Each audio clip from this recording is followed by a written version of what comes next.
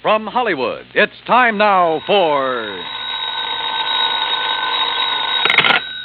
Johnny Dollar. Where have you been for the past 20 minutes? In the shower. For 20 minutes? Okay, so I'm a shiny dollar. So you... Oh. Who's that? Max Green at Assured Equity. Oh, hi, Max. What's on your mind? 7 years ago... Our fathers brought forth, but that doesn't answer my question. Johnny, you ever hear of the Meeks? New England family, stood away on the Mayflower, speak only to their money. That's the Meeks. What about them? No, not about them. It's about Mariah Meek and Lincoln's Gettysburg Address. She's lost her copy of it. Well, it shouldn't be hard to find her another one. That's where you're wrong, Johnny. Huh? It would be very hard. Might cost us $100,000. Bob Bailey in the exciting adventures of the man with the action-packed expense account. America's fabulous freelance insurance investigator. Yours truly, Johnny Dollar.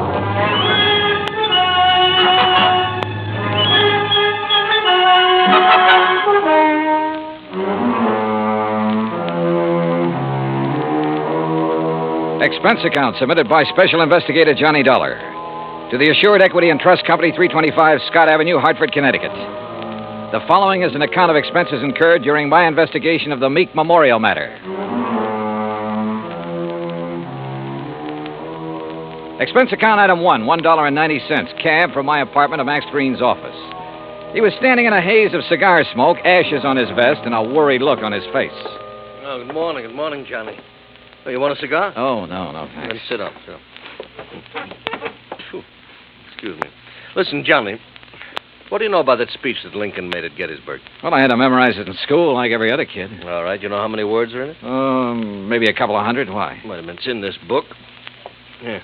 It's page 143. Speech is printed here exactly as Mr. Lincoln released it to the newspapers after the Gettysburg Address. You find it? Yeah, but now what do you... Okay. Total number of words, 268. Oh. But the first two drafts of that speech, including the one he read that day, contained only 266 words. So he padded his part. That's right. 2 more words. Mm-hmm. How come? Oh, according to the historians, Lincoln ad-libbed the 2 additional words at the time he read it. Later on, when he made 3 new copies of the speech, he included those 2 words. You with me so far? Keep going, Max. Yeah, all right. Right down at the end of it, just before of the people, by the people, where he said that this nation under God shall have a new birth of freedom, the words under God do not appear in the first 2 drafts he wrote. Yeah. Well, this is all very interesting, Max, but I still don't see what it is or what it has to do with me. Well, Mariah Meek's copy has disappeared. Oh? And, Johnny, that copy happens to contain just 266 words. You mean she owns one of the first 2 original drafts? Handwritten by Mr. Lincoln himself while he was on the train riding to Gettysburg. Wowee. Yeah. Which is, of course, why we insured it for the full amount it cost her, which is $100,000 even. Of course, you made sure it was authentic before you issued the policy. Oh, naturally. Well, who'd she buy it from? An antique dealer down in Richmond, Virginia, a fellow named Jason Penrod. Uh-huh. Well, where's she been keeping it? Under glass in the Meek Memorial. What's that? Well, she collects Americana, so she had a museum built to keep it in, and she calls it the Meek Memorial. Follows? Follows. Also follows the most expensive item in the collection, the Gettysburg Address, would be the one to disappear. Oh, you're just an old pessimist, Max. You think somebody lifted it? What do you think? It walked out by itself. Okay. So what are you going to do about it? Oh, we're going to run newspaper ads. We're going to offer a $10,000 reward for information leading to its return. If anyone answers it, you let me know where you'll be, and I'll refer them to you. Good. When was it taken? The night before last. Is there any kind of market for something that rare? Hard to say, Johnny. A hot camera would be easier to peddle, sure. But a good many wealthy people, like Mrs. Meek, they make a hobby of collecting things, antiques, objects of art, etchings. But whoever took this, or buys it from the thief, couldn't just let everybody see it. Well, it wouldn't matter to some people. They take it and put it in a vault and keep it there. Then what's the point in having it around? Pride of possession. You got something no other collector could own. And, of course, it might not have really disappeared at all. You're thinking of fraud? $100,000 is a lot of cash.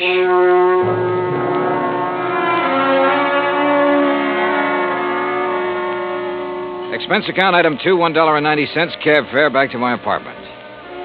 I wasn't particularly intrigued by this assignment. Rare documents, like anything else antique, have always seemed to be just one step from decay. And that sometimes goes for the people who collect such things. Item 3, $16.10, transportation, including a round-trip ticket, Hartford to New Bedford, and cab fare to the Whalers Hotel. There was a convention in town, so I was lucky to get a room. After checking in, I called the Meek residence. Mrs. Meek was expecting me and said she'd have her car pick me up. I had just put down the phone when someone knocked on the door. You in there? Depends on what you're looking for. Oh, looking for Mr. J. Jay, did you say? Nobody by that name here. Oh, yeah. I see. I guess I got the wrong room. Yeah, well, why don't you ask down at the desk? Huh? Yeah. Oh, sure. Yeah. Funny. Or is it? I cracked the door open again. Watched him walk to the stairs. Then I took the elevator down the 8 flights to the lobby.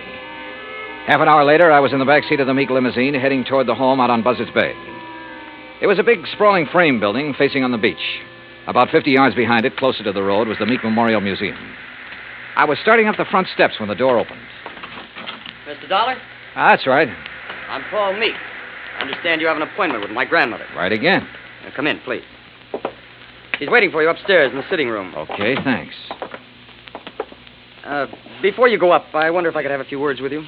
Why not? Stay in here, then. You've never met my grandmother, have you? No, I haven't had that pleasure.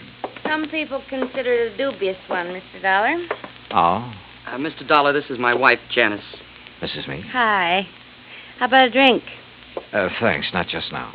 How about you, old stick in the mud? You want another one? After a bit, Janice. And if I were you, I wouldn't have any more. But you're not me, are you? You will have to excuse my wife, Mr. Dollar. We've both been under a severe strain since moving here. Grandmother is blind, you know. No, I didn't know. Her sight began failing about 4 years ago. I'm surprised the insurance agent didn't tell you. Well, Mr. Green was so concerned over the theft of the Lincoln manuscript, I imagine it slipped his mind. Mm-hmm. And just how do you intend to locate that manuscript? I'm not so sure that I can. It'd be a pity if you couldn't. Be just awful. It's grandmother's prized possession. She hasn't been herself since it was stolen. And being quite elderly, well, we're all very much concerned. Oh, my, yes. We're afraid she might die and leave us all that lovely money. Janice. It's the truth. You see, Paul and I don't have any money of our own, Mr. Dollar. We'll never have any until she does die. Instead of giving it to us now while we're young, you know what she does with it?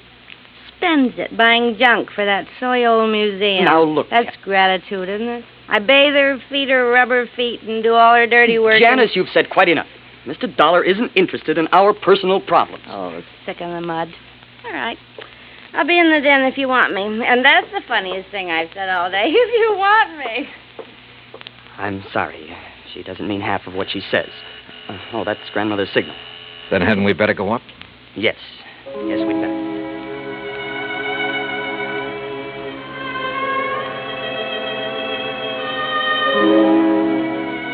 We went up the broad staircase, through a hall, and into a bright, sunny room. Wrapped in an old kimono and shawl, Martha Meek sat in an invalid chair, facing the ocean. Paul introduced us, then sat down quietly near the door. Paul? Paul, I know you're there. Now answer me. Yes, grandmother. You go on downstairs. I want to talk with Mr. Dollar in private. Whatever you say. And close that door. Don't mind my back, Mr. Dollar. I couldn't see you if I looked into your face. Now then, when are you going to arrest that crook and bring my Lincoln speech back to me? Well, I'm going to need a lot of help and information, Mrs. Meek. Mm-hmm. What kind of information? Mostly about the museum. Like what? Well, do you know who was in there the night the manuscript disappeared? Certainly. That dirty robber was. Anyone else? Well, old Pete's always there. Supposed to be guarding the place, but he didn't do a very good job the other night. Got himself slugged. Does he live on the grounds? Yes. I brought him over from Naples 10 years ago. He was my guide in Italy. Showed me around so nice I decided to bring him back. Tell me, is the memorial open to the public? It was going to be. I intended it to be once.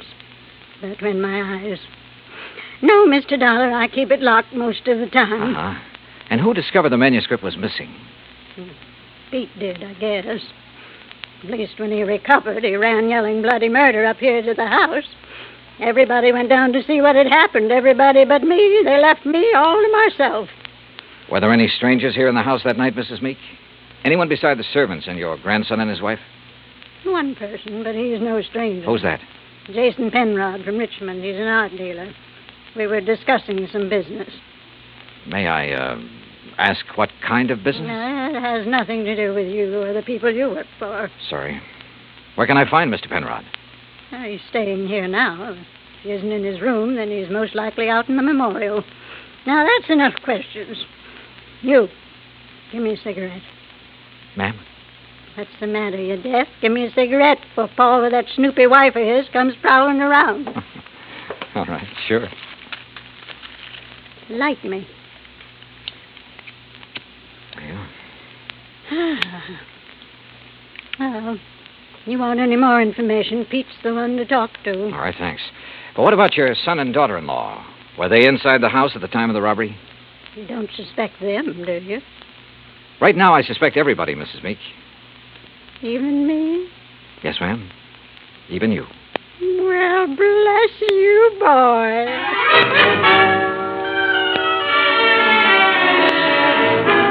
I found Pete Vesuvio trimming the shrubbery just outside the memorial building. He seemed quite willing to talk to me. How you say what happened to me, mister? I'm hit out? Knocked out, Pete. Ah, si, senor. And because of this, I do not see anything. Nothing at all, huh? Please, mister, do not use the insult.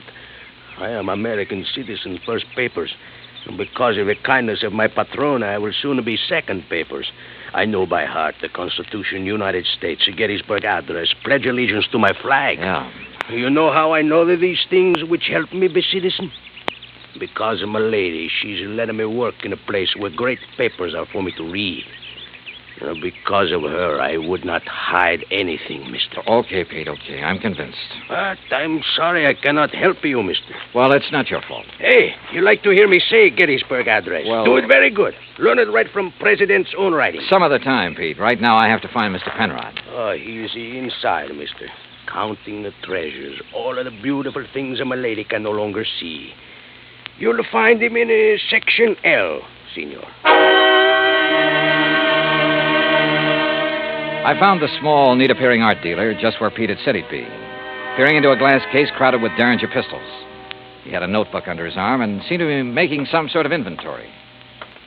Oh, dear. You gave me quite a fright, sir. Oh, I'm sorry. Well, I wish I could concentrate like that.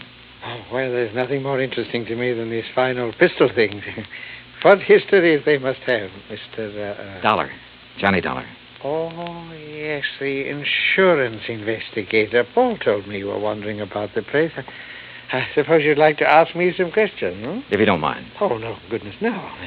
I understand you were with Mrs. Meek the night of the robbery. That is correct, sir. We heard the shouting. We ran out here just as fast as we could. I was the one who discovered the manuscript was missing. You have any idea how the thief got in here? No, sir, no. Unless someone forgot to lock the front door, or unless he had a key. Well, has Mrs. Meek given out many of the keys? Well, in my opinion, too many. Even I have one. What about Paul Meek and his wife? No, I don't think so. Well, they really aren't interested in the museum at all, Mr. Dollar. Oh. Mr. Penrod, I understand you're quite an authority on antique art and things like that. Well, Isn't taking inventory a little beneath your position? Well, I suppose it is, Mr. Dollar. Last week when I received dear Mariah's wire asking me to do it, I simply couldn't refuse. She's been such a good customer of mine. Well, Yes. You have any idea who might have wanted the Lincoln manuscript? well, I know several persons who'd love to have it. Give most anything, but I don't know anyone with the nerve to break in here and take it by force. You remember where Paul Meek and his wife were when you heard Pete shouting? They were right in here when I arrived. I see. Well, thanks for... Oh, just one more thing. Oh, yes? If you'd stolen the manuscript... Mr. Dollar. A hypothetical question, Mr. Penrod. But if you had, and you wanted to sell it at a good price with the least danger of being caught, how would you go about it? Well, I take it abroad, of course. I put it on the open market over there. Oh. You aren't planning on going abroad soon, are you, Mr. Penrod? Oh, gracious, no. You know anyone who is? Anyone who, Who didn't Paul and Janice tell you? Oh, they're flying to Paris Wednesday night.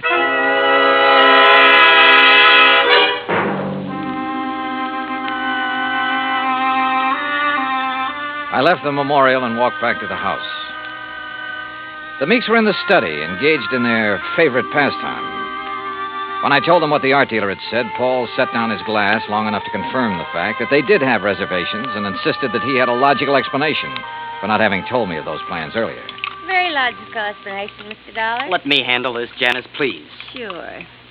Drink, Johnny? Now, first I want to hear that explanation, if you don't mind, Paul. Of course I don't mind. Janice and me, we're fed up. Why didn't you tell me about the plane reservations? Well, why should I have? I'm not even sure I'm going to use them. Oh? Grandmother's upset enough over losing that manuscript. Something else might... Well, anyhow, if the manuscript doesn't turn up within 48 hours, we're canceling our trip. Oh, no, please. Sorry, Janice, but that's the way it's got to be. She did it. What do you mean? It's an act, don't you see? Jason Penrod told her we were going to leave, so she had him hide the manuscript. And now this thing about her being so upset and having such a weak heart. It's an act to keep her precious darling boy tied to her apron strings. I don't believe that. Well, just wait. You will. Anything else, Dollar? What does a trip to Paris cost, Paul? Well, it's not inexpensive. Your wife was complaining about being so broke. Haven't you ever heard of flying now and paying later? We have friends in Paris, Dollar. It won't cost as much to live once we get there. And we'll worry about paying for our ticket when we get back. Any other questions, Mr. Snooper? Yeah. Later. It was after 7 when I finally got back to my hotel room. I ordered a drink and tried to make some kind of sense out of the information I'd gathered during the day. But it all added up to 0. I called Hartford and asked Max Green to look into the Meek finances. Then I dressed for dinner. I was about to go downstairs when the phone rang. Johnny Dollar. Mr. Dollar, I was told to call you. Yeah? It's about the ad. The ad? In tonight's paper about something missing from a certain memorial. Go on. Well, I called Hartford Collect. They said to call you. Yeah, that's right. Who is this? My name's not important, Dollar, but that 10 grand reward is. You think you can earn it? You meet me tonight, you'll see. Where? In the alley behind the Bourne Whaling Museum. Be there at 9:30 and be alone. You got it? Yeah, I got it. Expense account item 4, 85 cents cab fare from my hotel to the Bourne Whaling Museum. I don't like wandering around dark alleys at night, alone in a strange town. It isn't the best way to stay alive. But at 9:29, I passed the old whaling museum and started down the alley. It was dark, no moon, and it was very quiet. I was about 20 yards in from the street when I saw him, curled up in a ball like he had a stomachache. Only he didn't. Because somebody had made him very dead. I struck a match and turned him over. I'd only seen him once before, but I didn't have any trouble remembering where it had been. Right after I'd checked in, he'd knocked on my hotel room door. By mistake. At least that's what he'd said. After giving a statement to the local police who identified him, I went back to my hotel. Evening, Mr. Dollar. Yeah, say, look, I know it's probably against all your rules, but who had my room just before I checked in? Oh, I couldn't disclose that information, sir. Sorry. Oh, well, so am I. It'd mean a lot for me to know. Maybe even $5 worth. Well, Well, sir, if it's that important. Thank you. Now, let's see here. Yes, here it is. Can you read his signature, Mr. Dollar? Yeah, thanks. Just fine. The name I'd seen scrawled on the hotel register wasn't important now. At least not without something more to back it up. There was no law against checking out of a hotel, but there was a law against murder, if it could be proven. And that would be hard to do without finding a motive. So I went back to the Meek house to look for it. I paid off the taxi, that's item 5, and started up the front steps. Oh, hi, Johnny. I thought it might be you. That's so? Mm-hmm. I hope you aren't mad at me for the things I said today. No, not at all. I've been a very bad girl. But everything's going to be all right now. It is. Mm-hmm. Or haven't you heard? Heard what? about dear old grandmother. She's had a real bad stroke. Isn't expected to live. You, aren't a bit sorry, are you? Would you be, if you were me? Dollar, you mind coming up here? No, not a bit, Paul. I'm trying to reach you at your hotel. Thank goodness you've come here. Did Janice tell you? Yeah. How is she? Bad. Doctor's given up. Says it's only a matter of hours. She told me to send for you, Mr. Dollar. Oh? I don't know why. I've never been able to figure out a lot of things she did. All right, where is she? In there. Old Pete's with her, but go on in. Thanks. We take increased devotion to that cause for which they here gave her the last... Who is it? Oh, it's Mr. Dollar, my lady. Hello, Mrs. Meek. Oh, thank you for coming, Mr. Dollar. I go now. No, wait. Mr. Dollar, you have a moment, haven't you? Of course. I promised Pete the last time I visited the museum. I promised I'd let him recite some of the things he's learned while working there. Haven't been able to keep that promise till now. Go on, Pete. Please. Yes, my lady. They here gave her the last full measure of devotion. That we here highly resolve that these dead shall not have died in vain. That this nation under God shall have a new birth of freedom. And that the government of the people, by the people, for the people, shall not perish from the earth. Thank you. That was wonderful. Thank you, my lady. Now I go. Well, Mr. Dollar, I have a confession to make to you. Yes? I lied to you. Oh, I'm sure it wasn't a very big lie, Mrs. Meek. Oh, but it was. I told you the business Mr. Penrod and I were discussing the night of the burglary. Yes? I told you it had nothing to do with you or the people you work for, remember? Yes, ma'am. Well, that was a lie. I'm broke, Mr. Dollar. All I have left in the world is this house and the things in the memorial. I see. That's why I sent for Jason Penrod. He purchased most of my treasures for me. He's evaluating them now, so Paul and Janice will know what they're worth when they go to sell them, which they'll do immediately. Mrs. Meek, don't you think you should try to rest now? Will you give me a cigarette? No, ma'am. Sorry. And you must rest. There isn't much else to do, is there? Good night, Mr. Dollar.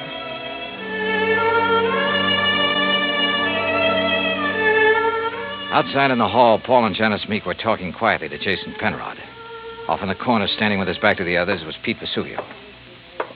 Mr. Dollar, is She's resting quietly. Oh, Dio grazie. Why did you lie to me, Pete? What? I never lied to nobody. Who say I did? I say you did. You're crazy, mister. What lie I tell you? You said you learned the Gettysburg Address right from Mr. Lincoln's own writing in the museum. That's a no lie. What's the matter? You don't believe that, mister? I believe you, Pete. But I just had to be sure. Come on, let's join the others, shall we? See. Well, good evening, Mr. Dollar. Mr. Penrod? Tell you any of the family secrets, Johnny? Not too many. You learn anything in there you didn't know before? Yeah? I know which one of you stole the Lincoln manuscript. One of us? Why, you're crazy, Dollar. We were all in the house at the time it happened. That's right. But one of you hired a little man named Leo Jones to do your dirty work. Jones called me earlier this evening. He was going to tell me which one of you it was. Evidently, he didn't like the deal he was getting. What was he doing, Penrod? Trying to blackmail you? What are you talking about? I don't know any Leo Jones. Then why did he come around to my hotel room this morning? The same room you just checked out of. Well, that doesn't mean a thing. I imagine several persons have been to that room today. Sure, but they're still alive. Now, let's get to the phony Lincoln manuscript. Phony manuscript? It wasn't phony, Mr. Dollar. Wasn't it? Well, you correct me if I'm wrong, Penrod. After Mrs. Meek purchased one of the first two drafts of Mr. Lincoln's Gettysburg Address, she started losing her sight. When she closed the museum to the public, you saw a chance to make yourself another $100,000 sale. So you switched copies of the manuscript, replacing that draft with one containing the words, "Under God," which isn't worth anything close to $100,000. What do you mean, Dollar? All right, let me quote. That this nation, under God, shall have a new birth of freedom, and so on. What? The phrase, under God, was not in the manuscript he sold your grandmother, but it was in the copy old Pete has been studying in the museum. Right, Mr. Penrod? All of you stay right where you are. You get what Jones got. Mr. Dollar. He won't go far, Pete. But I am the guard. The lady will want me to stop him. Pete, come back here. Keep away from me. Pete! Come on. Oh. You tell the lady I am a better guard now. Much better. Si, senor. Yes, Pete. I did good. You did fine.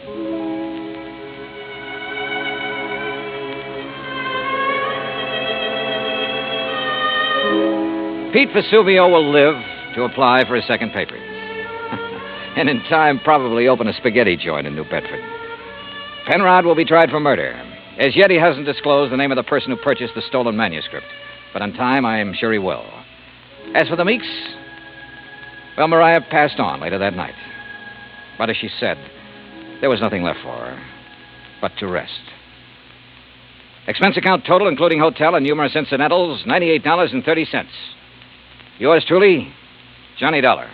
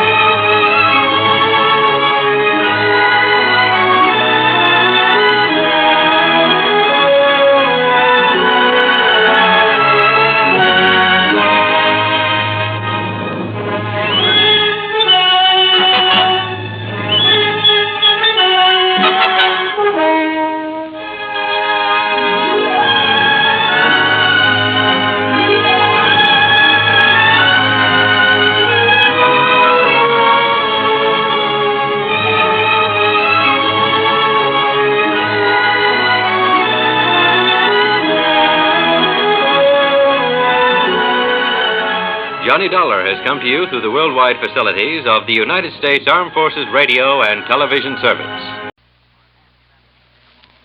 From Hollywood, it's time now for Johnny Dollar. Fred Larkin, Johnny. New Jersey Fire and Casualty. Hope I didn't get you out of bed. Well, you sure did, Freddie, but how are things in Trenton? In Trenton, fine. In the little town of Vineland, I'm not so sure. Vineland. About halfway between Philadelphia and Atlantic City? That's the place. What goes down there? Fire. Arson? That's what I hope you can find out. Well, any reason for suspicion? Yes. The man who holds the policy on $83,000 worth of bedding. Bedding? Mattresses, box springs that went up in smoke 2 days ago. Okay, Fred, I'll grab the first train.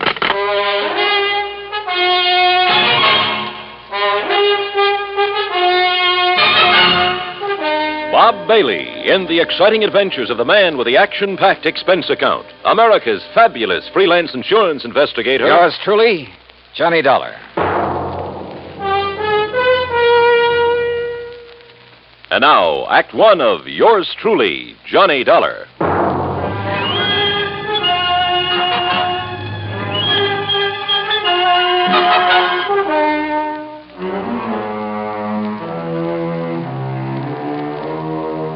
Expense account submitted by Special Investigator Johnny Dollar to the New Jersey Fire and Casualty Insurance Company, Home Office, Trenton, New Jersey. Following is an account of expenses incurred during my investigation of the Smoky Sleeper matter.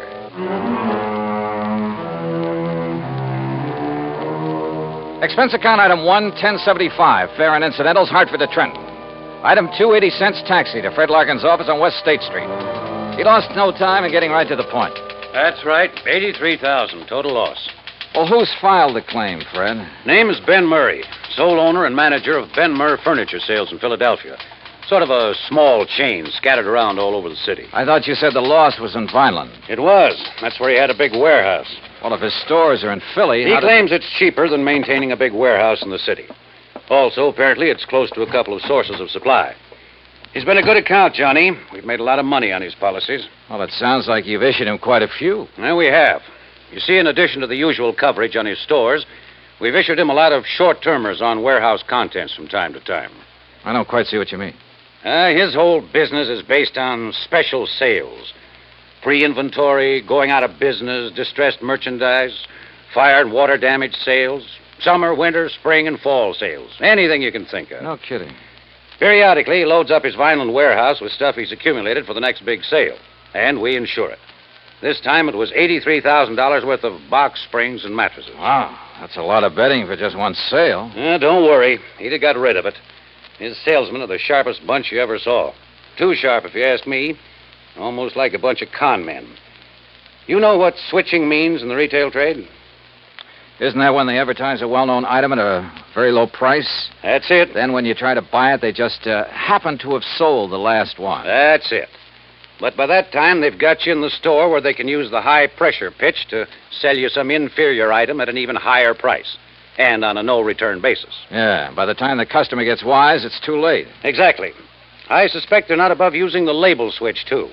You know, have some local manufacturer make up a cheap item, then put a nationally recognized label on it, or a pretty good copy. My, what nice clients you have, Freddie. Well, what can we do, Johnny? As long as we don't catch them red-handed in something that directly affects us. Well, you don't need to write any more policies. The company says different. At least until such a time as they try to pull something on us, or we find proof of such doings. I see. Oh, where'll I find this Ben Murray? Either at his main office in Philadelphia or down in Vineland, looking over what's left in the shell of that warehouse. On what exactly does Murray base the amount of his claim? Face value of the policy, which in turn was based on the cost of the goods to him. Huh? You mean you used the figures he gave you? Hardly. We got the figures from the actual bills sent him by the manufacturer. Well, I wondered. I don't blame you. No, Johnny, that $83,000 is exactly what the mattresses and box springs cost him. It was a special order from one manufacturer, made up especially for one big sale. Can your secretary check on Murray's whereabouts for me? Sure. All right, then let me use your phone. I may be able to save us all a lot of time, labor, and soap.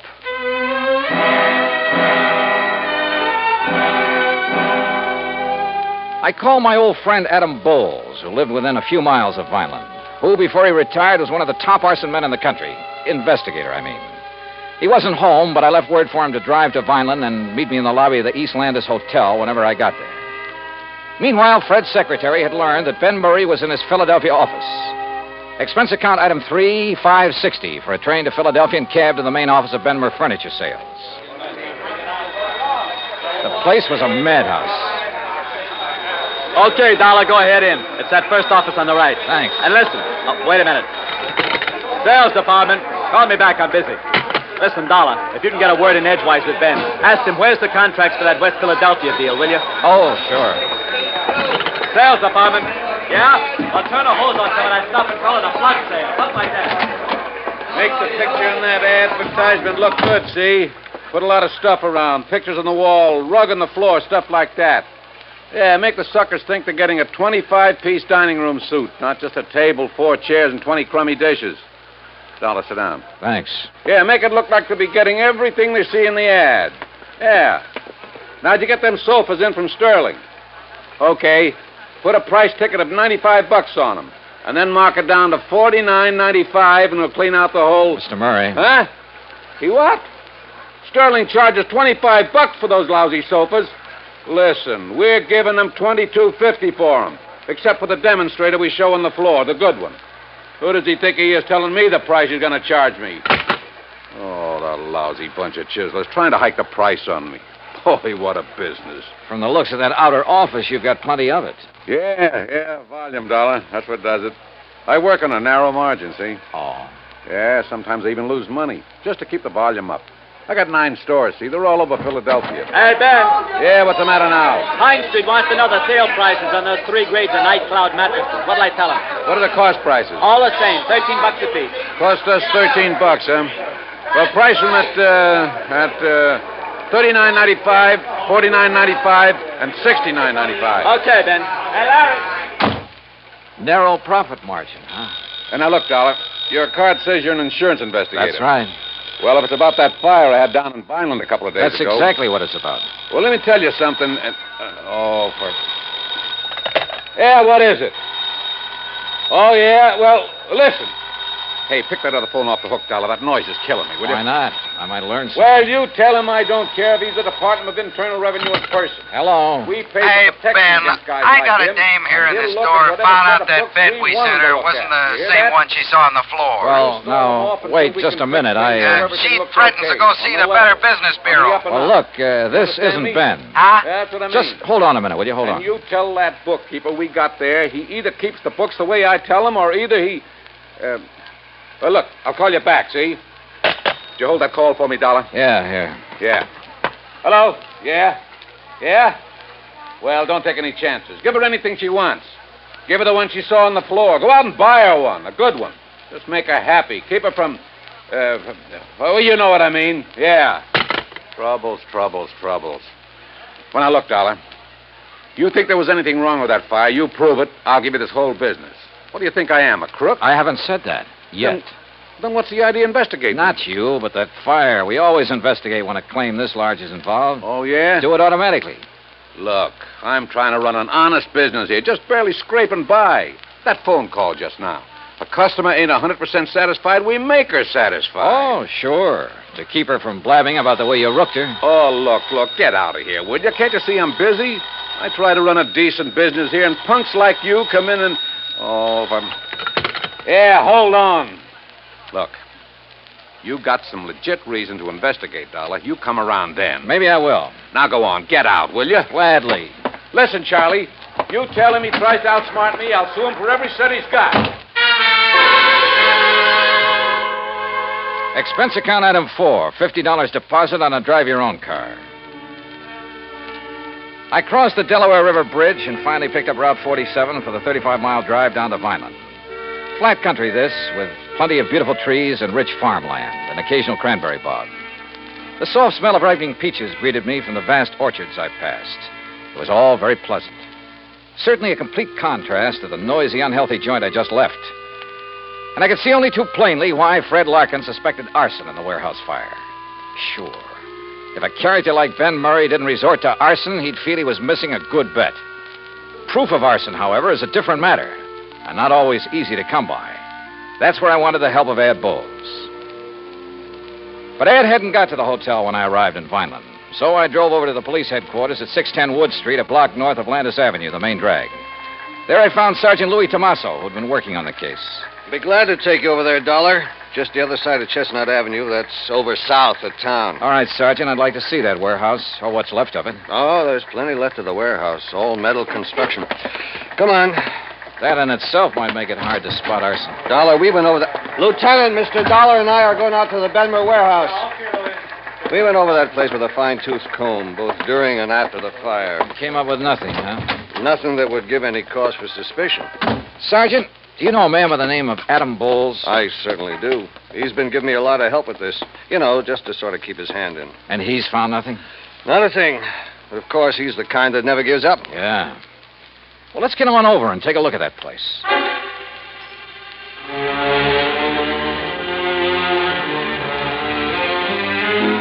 It was obvious that the whole contents of that warehouse was damaged beyond repair. And apparently the big steel building had been packed to the roof.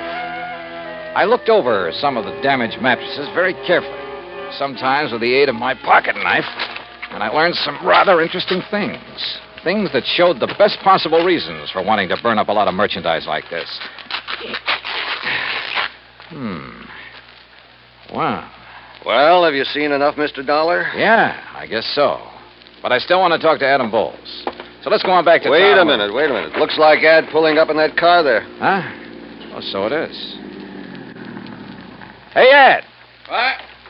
Johnny! Yeah, well, hi, Ed. Sergeant, don't tell me you'd sent for a half-wit like Dollar. Just a minute now, Stinky. Why, the greenest rookie on the force would get further. Ed, I'll brain you. You two know each other.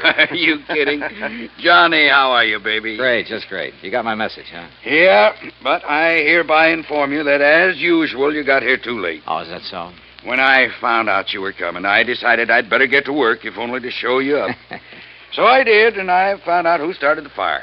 Well, I've got a pretty good suspicion myself. Who did it, Ed? Poor old Jerry Cumber. Who? Jerry? The old town ne'er-do-well? Yep, that poor, foolish old wino. Wow. How'd it happen? Oh, he was just wandering around that night, as he often does, with a bottle to keep him company. Found the back door of the warehouse open, thought he'd take a little nap, or rather sleep it off. He certainly had his choice of nice soft beds. Yeah, so he went to sleep with a lighted cigarette in his fingers. And there you have it. And the funny thing, Sergeant. Yeah? Only charge you can really hold the old bum on is being drunk and disorderly. And, of course, trespass. What? Well, you look it up. You'll see I'm right. As for you, Johnny, you can just go on back to your company and tell them to pay the claim. Oh, that's so? Yes, sir. Case is closed. At least for you. That's where you're wrong. Huh? After a couple of things I heard at the Benmer office, plus a couple of things I've seen here, Adam, I think this case is just starting for me.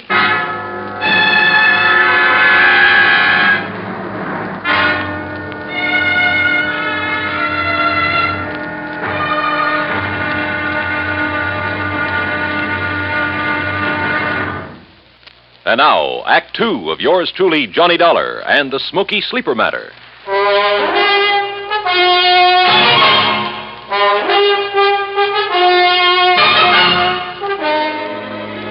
From the looks of things, the case was practically over. The fire at the warehouse full of box springs and innerspring mattresses had been accidental. And it looked, I underline that word looked, as though Ben Murray's claim for reparation to the tune of $83,000 was entirely justified.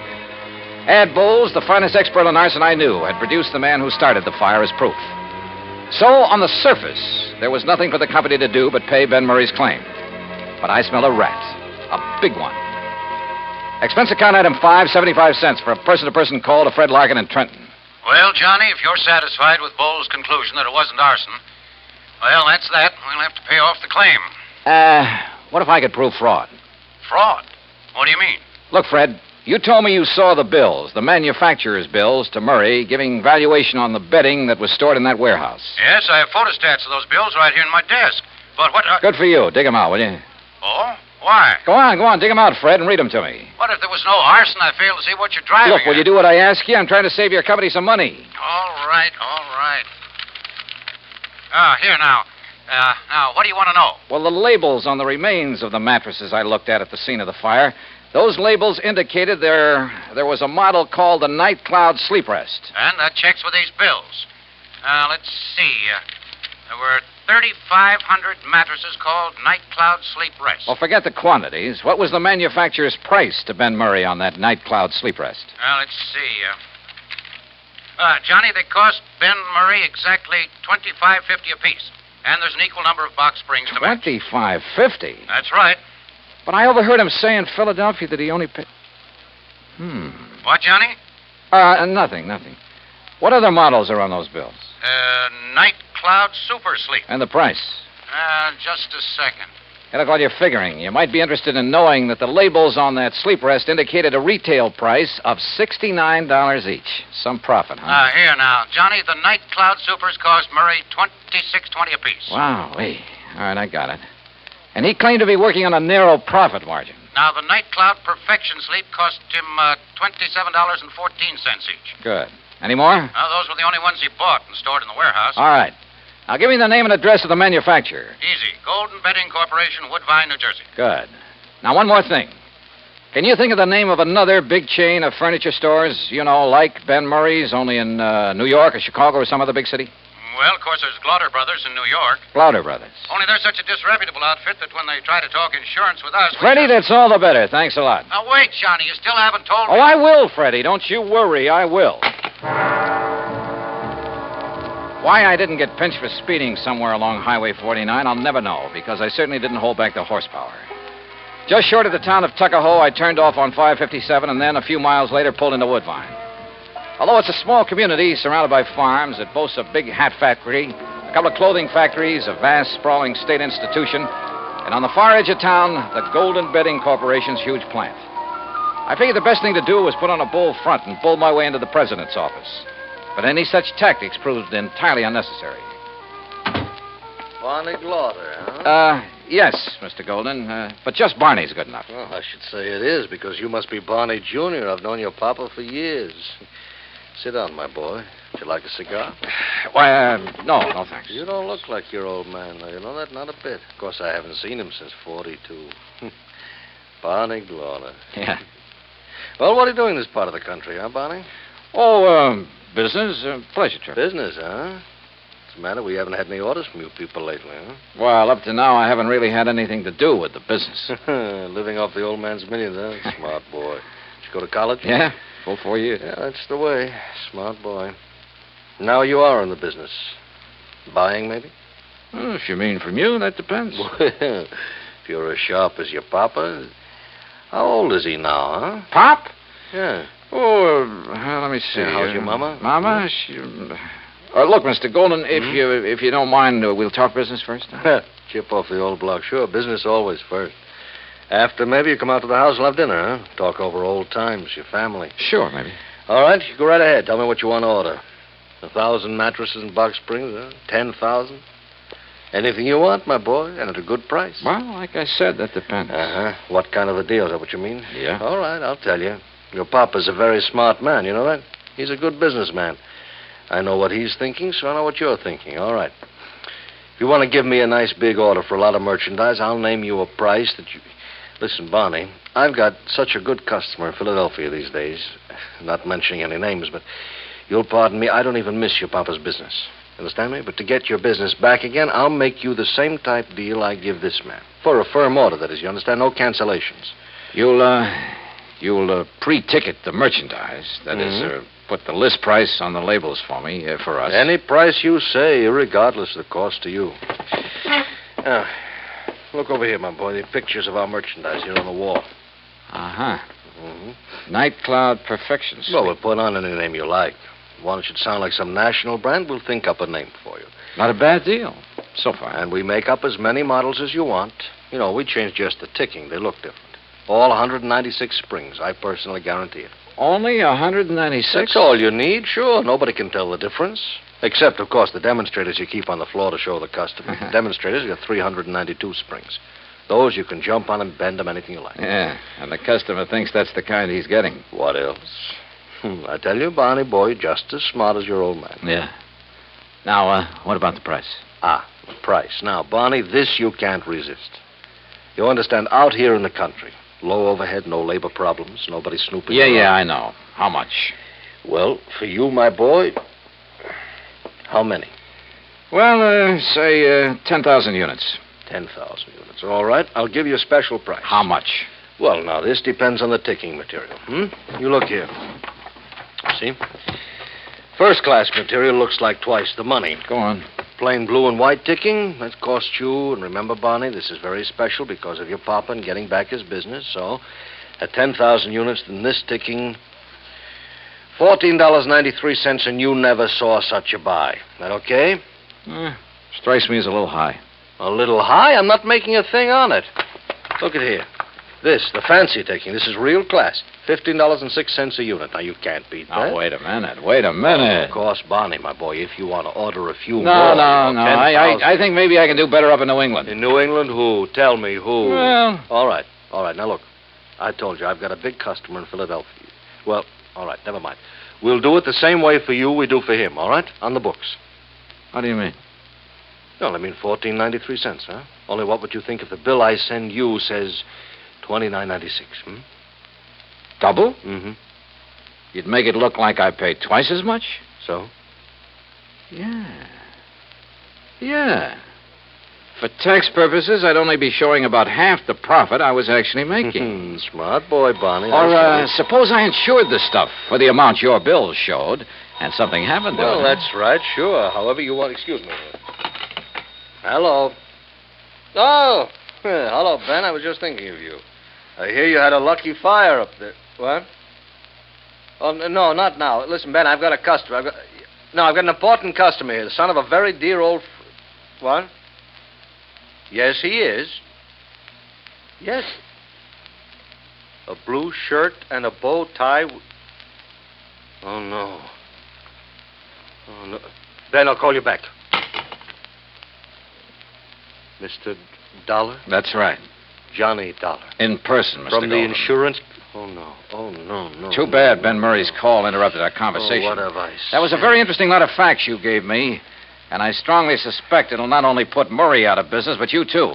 And a lot of people you've been dealing with. Now, Dollar. Brother, I hate to think of what the Better Business Bureau will do when they get hold of these facts. To say nothing of the Federal Trade Commission. Dollar, listen to me. But I have a notion it'll help to clear up one of the dirtiest chip rackets in years. There's no need Even to the go long-suffering public understands this sort of shady operation when it's brought to their attention. It's not at all. As for the decent, If you legitimate national understand- firms you've been practically Now, stealing listen to from... me, Dollar, will you please listen a minute? Yeah, go ahead. Business has been good. I've made a lot of money. Oh, now, wait a Maybe minute, will you you? could use a little bit. You know, we'll call it the commission, huh? Say $10,000. In cash, it wouldn't show.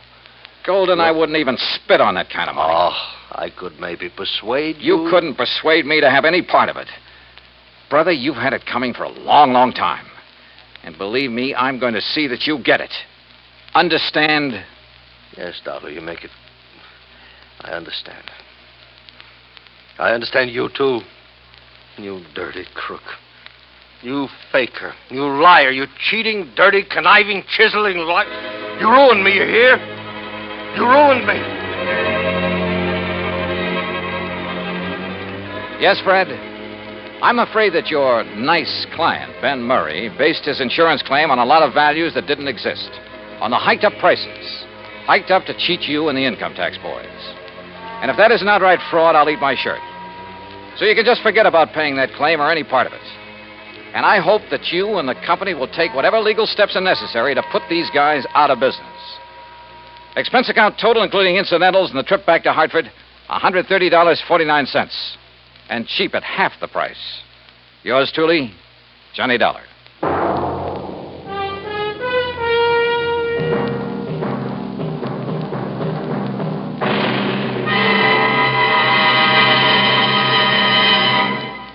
Our star will return in just a moment. WBBM FM, Chicago. The refreshing, delicious treat that gives you chewing enjoyment presents for your listening enjoyment Edmund O'Brien as... Johnny Dollar. This is Hamill. Did you call me? If you're Guy Hamill, the local coroner, I did. That's who I am. What do you want? I wondered when I could get together with you and talk over the Breer death. Breer? Which one was that? Neil Breer, he died last week. Oh, why? What do you want to talk about him for? Funeral's all over. Folks have all gone home. I'm an investigator from his insurance company. They aren't convinced that he died a natural death. Huh? What do they think they know about it? They received a letter from someone here in town who said they weren't quite sure. What was that? Who was it? I'm sorry I can't tell you that right now, but I'd like to go over the case with you. Case is closed as far as I'm concerned. I'm busy with other work. All right, Mr. Hamill. I'll have to start from someplace else. Expense account submitted by Special Investigator Johnny Dollar to Home Office, Great Eastern Insurance Company, Hartford, Connecticut. The following is an accounting of expenditures during my investigation of the Neil Breer matter. Expense account item 1, $235 airfare and incidentals between Hartford and my destination. In compliance with the company's request, I will not make that city and its state a matter of this record, and I will leave it up to the company to strike the true names of the people involved. My first personal contact was the man whose letter had set off the investigation, Dr. Henry Richards. We met in his office secretly that evening after his nurse had gone home. I'm sorry to admit, Mr. Dollar, that there have been moments when I regretted writing that letter. I have a wife and a son and a practice to think about. This is a small town, and I could be banished for stirring up a lot of unnecessary trouble. Both the company and I understand, Dr. Richards, and we want you to know that your letter and everything you tell me will be kept in strict confidence if Neil Breer's death was due to natural causes. If it wasn't, of course, the letter and my report will do you no harm. Yes, I see. You've nothing to worry about. I'll be the villain. As a matter of fact, I think I am one already. I talked to your coroner. Hamill, you told him why you were here? Yes. The only way for me to handle this is to stay out in the open with him and everyone else.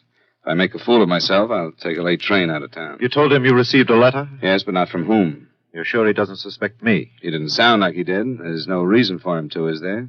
You issued the death certificate, didn't you? Yes, I did. Tell me about Breer. How old was he? He was 26. He was taken seriously ill at work. Where did he work?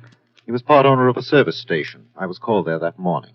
He was in a coma when I arrived, but Bircher described his convulsions to me. Bircher was his business partner? Yes, Wesley Bircher. He described the convulsions quite clearly. It sounded as though they were the result of a violent heart attack. I want you to understand, Mr. Dollar, a heart condition could have caused the symptoms he described and his condition when I got there. I called for an ambulance, but he was dead before it arrived. Do you know his medical history, Dr. Richards? Yes, I do. He's been coming to me for a number of years. I was the attendant physician at the high school during his junior and senior years. He was a classmate of my son, Alan, and he and a number of the others continued to come to me, Bircher for one. Did Breer have trouble with his heart? Yes, there had been a condition, but it wasn't serious at his age. I told him that he'd have to be careful when he reached a certain age, but I was stunned at his death. I hesitated as long as I could before I signed the death certificate, but as I told you, if I'd refused to sign it, I don't think it's fair to ask a private physician to take that responsibility. I don't either, but it seems to be the way we run things. What else might have caused his death, Doctor? Obviously a poison. Yes. Bismine. That's a metallic poison, isn't it? Yes. How fast does it work? 20 to 40 grains would be a fatal dose, and from 10 to 30 minutes. And the symptoms could have been those described by this Bircher? Yes, convulsion, coma, and death. Breer is buried here in town? Yes. What are you going to do? We want to arrange for an autopsy. I don't know how you'll do that. Well, I'm going to ask you to play one more part in this, and then I won't involve you anymore. You haven't told anyone about the letter you wrote us? No, not even my family. All right. I'll come tomorrow morning when your nurse will be a witness. I'll demand that you show me Breer's medical history, and I'll go to the coroner and ask for an autopsy. I know I started it, but I don't like it now. Believe me, Doctor, you have nothing to worry about. And you wouldn't have started it if you didn't want to see the right thing done, true? Yes. I'll see you in the morning.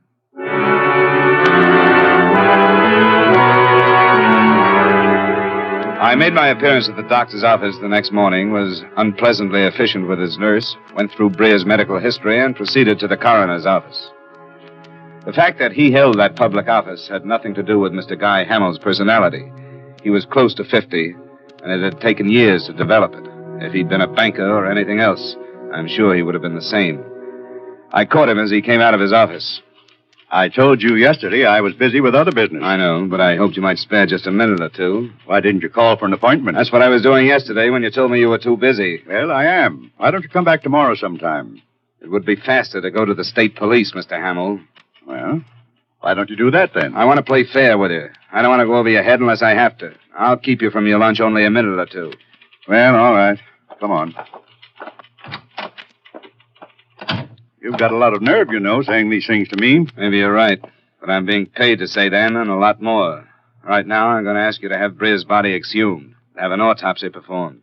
So, you're an investigator from an insurance company in Hartford. Well, I think it's time you brushed up on municipal law.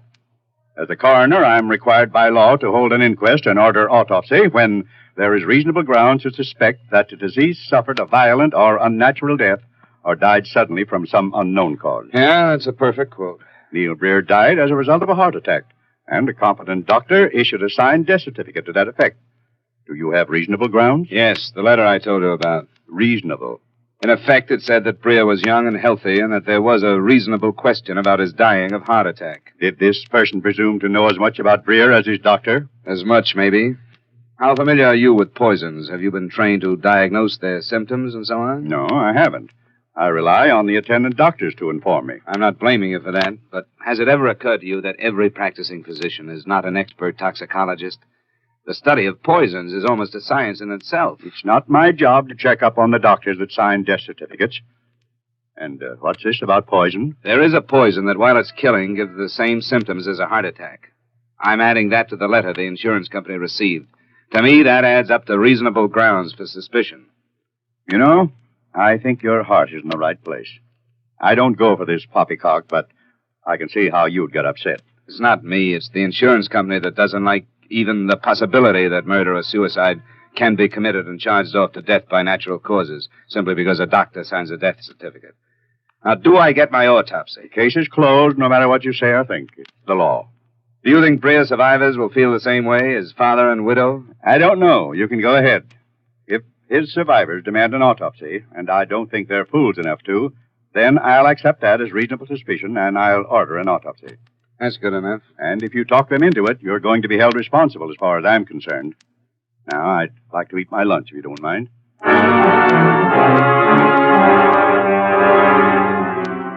I spent the rest of the day in the Hall of Records and in poring over old newspapers and the high school yearbook of Neil Breer's graduation. By that evening, I had a fair picture of the boy's background. He'd been a hard-working student, a good athlete. He'd eloped with a classmate, Paula Wilson, less than a month after they'd left school, and since then he had lived a completely average small-town life. There would be no reason for suspicion, except for the doctor's letter and his statement to me. So I kept that foremost in my mind, and after a 6:30 dinner, went to pay a call on Breer's widow, an attractive girl who turned an ashen gray when I told her why I'd come. Why would anyone say such a thing? I don't know, Mrs. Breer, unless they had reason to believe it. Believe what? I don't understand. Why should anyone think Neil died from poison? I went to see Dr. Richards this morning. I demanded that he show me your husband's medical record. There was a heart condition, but it shouldn't have been fatal. Not at his age. Nobody told me. Please leave me alone. I can't, Mrs. Breer. Not after coming this far and learning what I've learned. I can't stop until an autopsy is performed and I've learned the truth, whichever way it goes. No. It would be much easier for all of us, I think, if you'd help me. No, I won't. I can't stand it. You can't ask me to go through it all again. I'd hoped you'd want to know the truth yourself. I know the truth. Neil is dead. And there's nothing I can do about it. Nothing. Now leave me alone. Please go away. Leave me alone.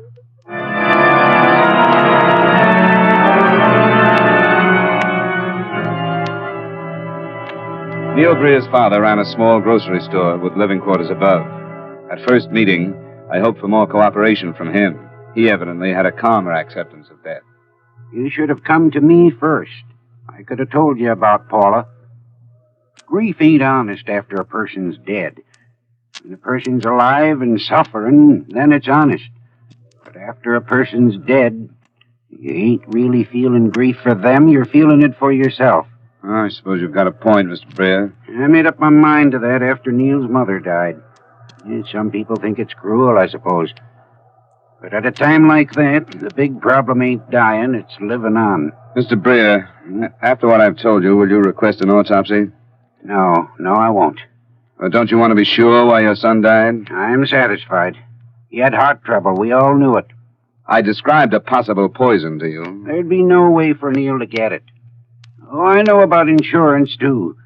I don't like what's behind what you're saying, and I'm not going to take no part in bringing up things that are finished. What do you think is behind what I'm saying? I know about Neil's new insurance policy, and I know about suicide clauses.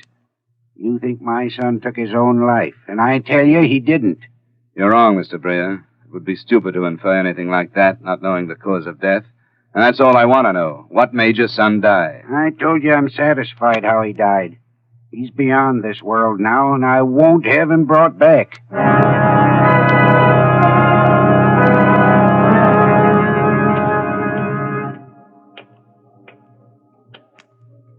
Good evening, sir. Hello. Key to room 312, please. Yes, sir. Oh, Mr. Dollar, you've had a couple of calls. The last one just a minute ago. Oh, thanks. No name left? No, sir. Who took the calls, please? I did. We don't have a regular phone operator. Oh, this gentleman, what did he say? Why, he asked for you. No, the first time he asked if you were registered here and had me ring your room. Then he called back a minute ago. He seemed awfully upset. Did you ask his name? Yes, but he said, never mind, I'll call back. Could you tell anything about the voice, like whether it was an old man or a young man? Well, I'd say it was young. Yes, young and almost hysterical. Yeah. Here's my card and ID. Yes, sir. When this man calls again, I want you to listen to the conversation. I'll get into trouble. No, you won't. Maybe over a legal matter. I'd like to have a witness. I can't pay for your help because paid witnesses is no good. Will you help me? If you're sure it's all right. It is. That's a promise. Thanks. I'll go right up to my room.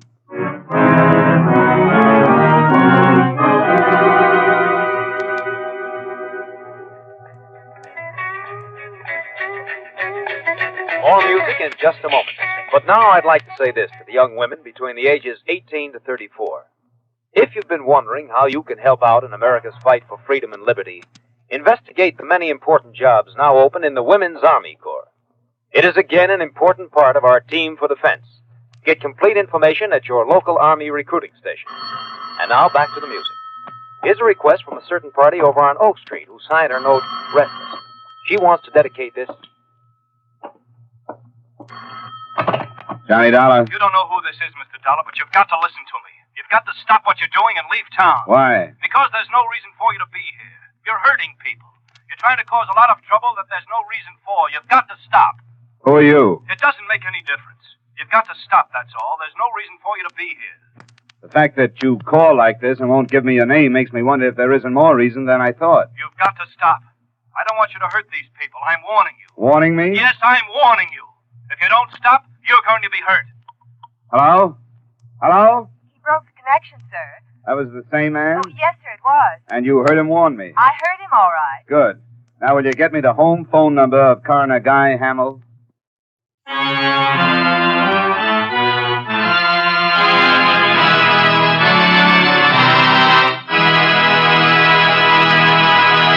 For refreshment while you work, for enjoyment anytime, chew a stick of Wrigley's Spearmint Gum. When your mouth feels dry, when you're warm or tired, Wrigley's Spearmint is really refreshing. The lively, full-bodied real mint flavor cools your mouth, moistens your throat, freshens your taste. And the chewing itself gives you a little lift, helps you feel your best and do your best. So for chewing enjoyment plus pleasant refreshment, chew delicious Wrigley's Spearmint Gum. And now with our star, Edmund O'Brien, we bring you the second act of yours truly, Johnny Dollar.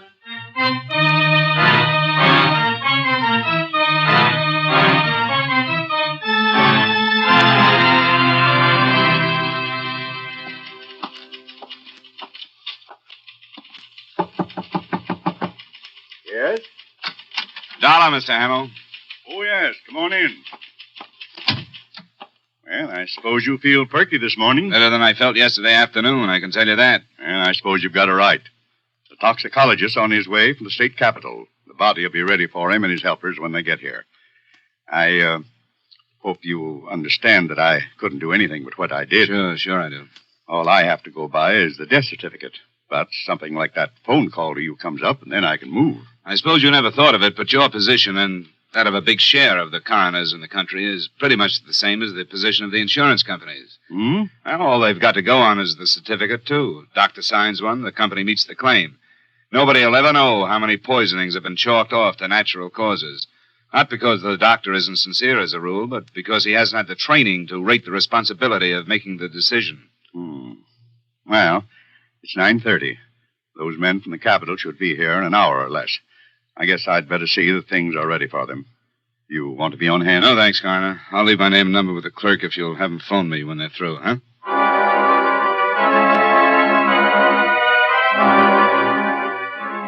I boned up on it enough to know that a metallic poison such as bismine would leave traces in spite of embalming, where other types would be impossible to detect. I also knew approximately the tests and analyses they would have to make, and I didn't think it would take experts very long. It didn't. At 2 o'clock that afternoon, the results were phoned me.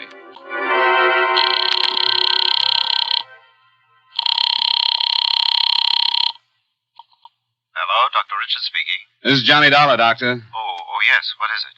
Well, you should feel proud of yourself, sir. Neil Breer's death was caused by bismine. What's that? An analysis was made? I didn't know anything about it. It was kept under cover. A man from the state capitol came over. They just finished. Well, then my instinct to write the letter was sound. Certainly was, and I hope you get the credit you deserve. No. But at least you and I can meet in public. How about dinner tonight? I'd like to, but I can't promise. Actually, this case has just started for me. Of course, I should have thought of that. And I'm right back to you for help again. Yes, certainly. About the availability of bismine. Where could Bree have gotten a hold of some? Very small amounts of it are used in the treatment of certain blood disorders. It's not a common drug by any means. I really don't know where a layman would get it. Okay. Well, all right. Thanks, Doctor. Of course. Good luck, and call me if there's anything I can do.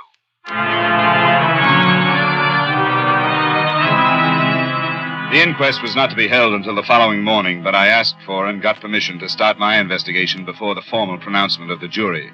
We all knew what it would be: death self-inflicted or by the hand of person or persons unknown.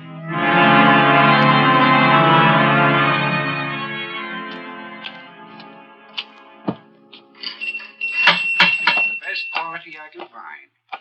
Yes, Mrs. Kelly. Sam's late to work today, but when he gets here, I'll send it right over. Yes, thank you. Hello, Mr. Breer. Well, Mr. Dollar, You did it, didn't you? I'm sorry, but at this point, I'm hardly the one to blame, am I? I blame you for tearing up our lives again. It was better before, no matter what. Sometimes ignorance is more merciful than knowing things. I'm afraid I can't agree with that.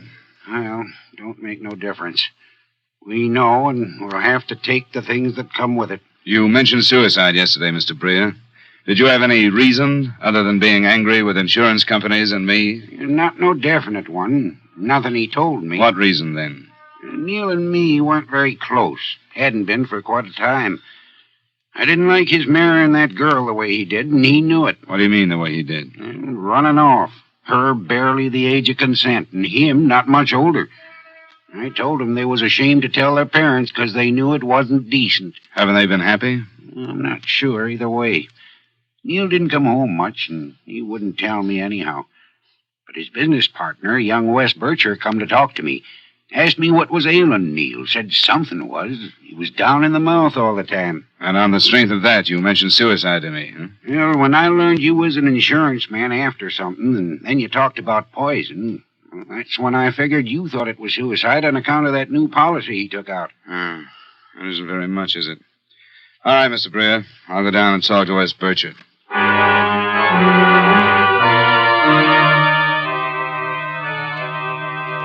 Mr. Breer's talking about. Oh, sure. I went out to see him. I drop by the store and buy a pack of cigarettes once in a while. When did this happen about Neil, anyway? This thing about poison? Just today, they exhumed his body and made some tests. Good. I just can't believe it. And his dad talking about suicide. Nothing seems to make sense to me. And you don't think he was depressed about his marriage? Well, not depressed exactly. What then? What I said to his dad was that Neil didn't seem to be interested in anything anymore. We used to go hunting and fishing. He loved it. But the past year, maybe less, well, he just lost interest. But I never said had anything to do with his marriage to Paula. That's what Mr. Breer told me. Well, he's wrong. I never talked to him about her, about their marriage, because I knew that he was just against it. What do you think was wrong with Neil? Well, I don't know now. After he died, I figured it was because he'd been sick. I felt terrible about how hard he worked around here, and except that he never said anything about it, I was half blaming myself. But now, with this stuff about poison, I just don't know what to say. Well, you realize how serious this is now. If it wasn't suicide, Wes, it was murder. Yeah, that's right, isn't it? Everything you told me, I just never thought about that. Was there something wrong with Neil's marriage? Well, I know it's tough, because to tell me you have to talk about friends that you've known for a long time, but the truth has to come out. I'm not the only one that'll question you, Wes. Well, I don't mind talking. I don't think anything I say will mean anything. Everybody will tell you the same thing. There wasn't one person in our graduating class that thought Paul and Neil should have gotten married. Why? Well, because it was all so one-sided. Neil had chased her all through school, and Paula just sort of laughed at him. After they were married, they used to come over and spend the evening with my wife and me, and, well, even then you got the idea that it wasn't quite right. The only time Paula ever got interested was when we got talking about, well, when we were in school. Why did they get married, Wes? Well, Paula, and everybody knows this, Paula's strong-willed. And the guy that she really liked in school had to go to medical college. She didn't want him to go away, and, well, when he told her he had to go, she just got sore. She threw herself at Neil, and they ran away and got married. And you think he knew that? Maybe not when he should have, but he must have found out. He never said anything. Like I said, he didn't seem depressed. More like he was always trying to, get her to love him. Gosh, I don't know. Maybe he did do something. Maybe he finally gave up and... Who is this other guy? Is he still here in town? Yeah, he's here for the summer. He's Al Richards. Alan Richards? Yeah, Doc Richards' son. They went together all through school, but she just told him that she wouldn't wait for him if he had to go away. She sounds spoiled, huh? Suppose you tell me what happened here the day Neil died. According to Bircher, nothing unusual had happened that day. They'd opened their place at 7:30. They hadn't worked unusually hard. They'd taken a break at about 9. And Neil Breer had been taken ill about 25 minutes later. And as I'd heard, he was dead not long after that. These people didn't fit into a picture of murder. None of the innocent ones had suspected it for a minute. But it was murder. I didn't have any proof of it when I left the service station, but I thought I had answers to a lot of questions. The solution was pathetically simple.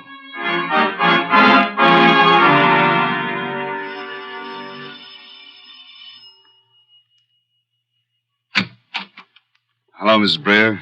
Afraid I'll have to bother you again. What do you want? Haven't you caused enough trouble? The trouble started before I came here. I come in? All right.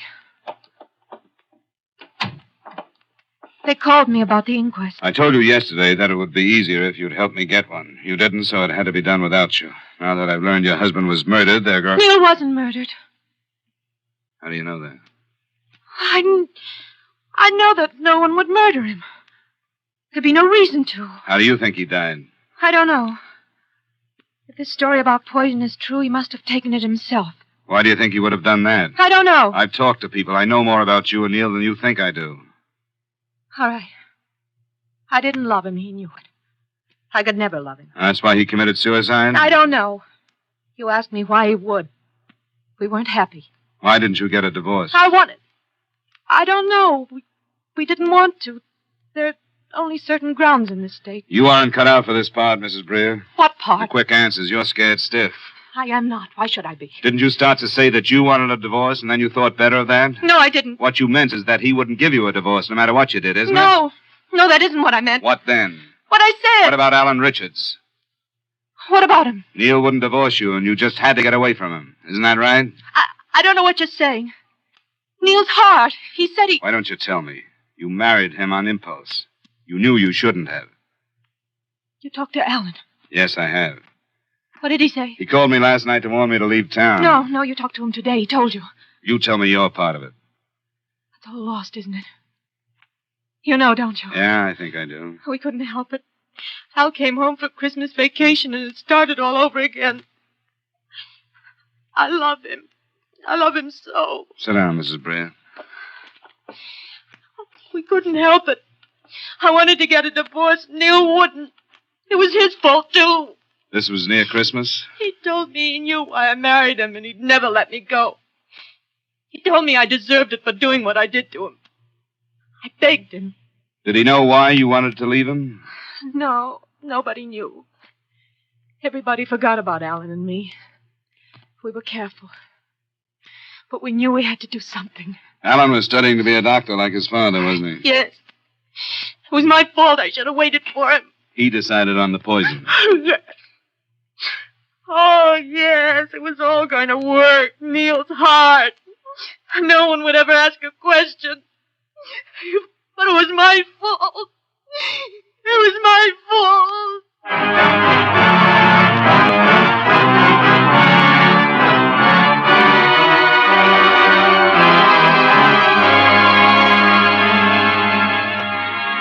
The rest of it I gave to the police. The fact that the uncommon poison was available to a medical student was administered by way of a vacuum bottle of coffee.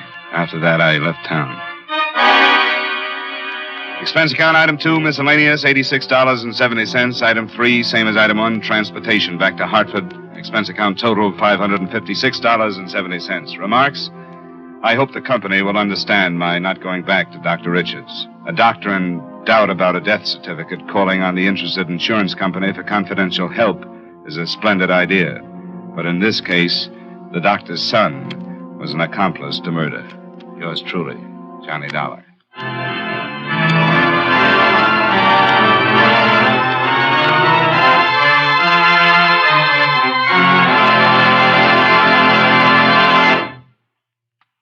Remember, friends, for refreshment while you work, for enjoyment anytime, chew a stick of Wrigley's Spearmint Gum. There's lots of lively real mint flavor in it to cool your mouth, freshen your taste, and sweeten your breath. And chewing Wrigley's Spearmint helps keep you fresh and alert. You feel better, work better, get more fun out of doing things.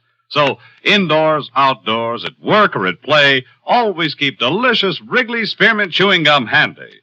For refreshment while you work, for enjoyment anytime, chew a stick of Wrigley's Spearmint Gum.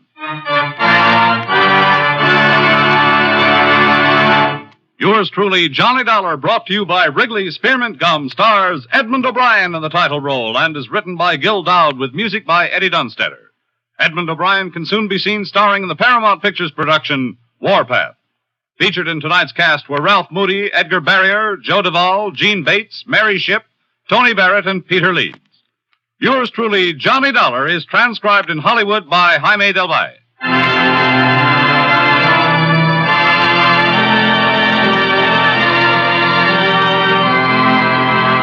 The makers of Wrigley's Spearmint Chewing Gum hope you've enjoyed tonight's story of Johnny Dollar and that you're enjoying delicious Wrigley's Spearmint Gum every day. We invite you to join us next week at the same time when, from Hollywood, Edmund O'Brien returns in another adventure of yours truly, Johnny Dollar.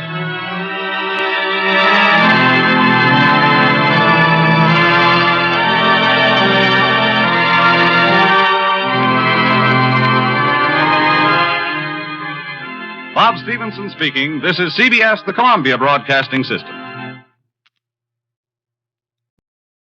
This case looked refreshing at first. It took me to Milwaukee, the brewing capital of the USA.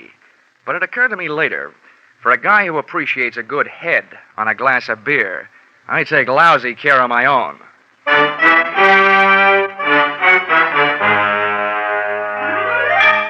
This is another in the adventures of America's fabulous freelance insurance investigator, Johnny Dollar, starring Charles Russell. At insurance investigation, Johnny Dollar is only an expert. At making out his expense account, he's an absolute genius.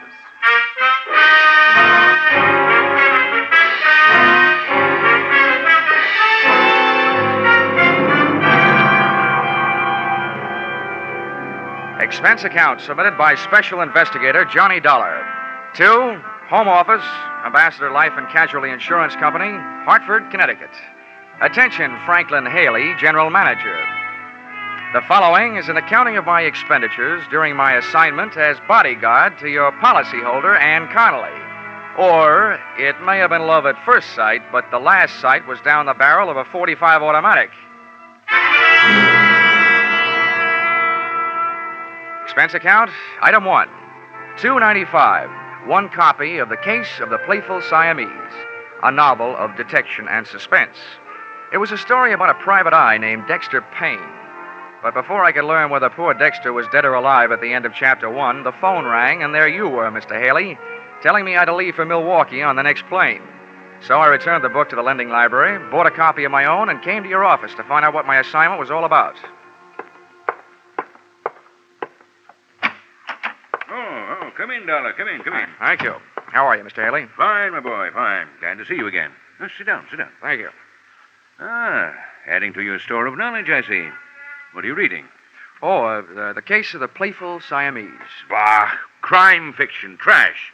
When there's good literature available, why waste your time on such mediocre drivel? What do you think you're playing, old coward? Millions of dollars taken in on it every year. Well, what's the difference so long as you're not taking in? Oh, you bet they'll not get a penny from me. Oh, yes, they will. Huh? What's that? Oh, I said Will Shakespeare. You know, Hamlet, Macbeth, Othello, crime fiction. No comparison. That's different. Anybody knows that. Well, I guess we'd better get down to business. Your plane leaves in an hour and a half, 6:30. This girl who needs a bodyguard, who is she, and what's she afraid of? It's a sad, tragic case. The result of a misdirected, surely not faultless life, but nevertheless a situation that demands outside help. Oh, there now. Don't go to pieces. All I asked was what's her name and what's she afraid of. Her name is Ann Connolly. 6 years ago, she had the misfortune to fall in love with a man named Neil Grafter, a man of violent passions, jealousy, and so on. He misrepresented himself to her. He plied her with luxuries. And then, practically on the eve of their wedding, he was arrested for grand theft. Uh-huh. Yeah, I think I can ad-lib the rest. While he was in prison, she didn't get tired of the luxuries he'd given her, but she did get tired of waiting for him. Well, he had lied to her, and 5 years is a long time. True. The point is, Grafter's coming out on parole today, and Miss Connolly is terrified at the prospects of her first meeting with him. His violence, you know. Mm-hmm. He once threatened to kill her if she so much as looked at another man. We want you with her when Grafter arrives. Well, why me? Aren't there bodyguards for hire in Milwaukee? Well, we hold a large paid-up policy on her life, and we want her protected. Besides, she's practically penniless. She couldn't even afford to hire a private detective. You know, it's a tragic case. And then, on the other hand, Possibly all her fears are imaginary. Perhaps nothing will happen at all. Look, Mr. Haley, you can count on one thing. If I'm mixed up in it, something will happen.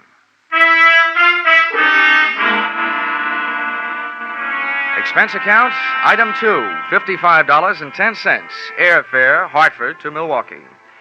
I switched on my reading light, settled back in my reclining seat, and once more buried my nose in the case of the playful Siamese. I should have buried the book.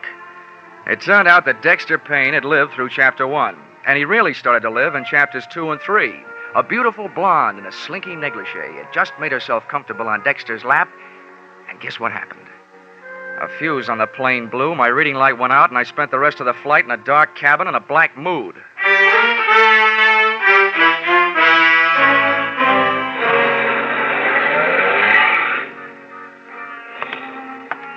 Expense account, item 3, $2.50, cab fare, airport to the address of Anne Connolly, which, for a girl who couldn't afford a detective, was quite a hunk of a dress, unless she was living on Friends.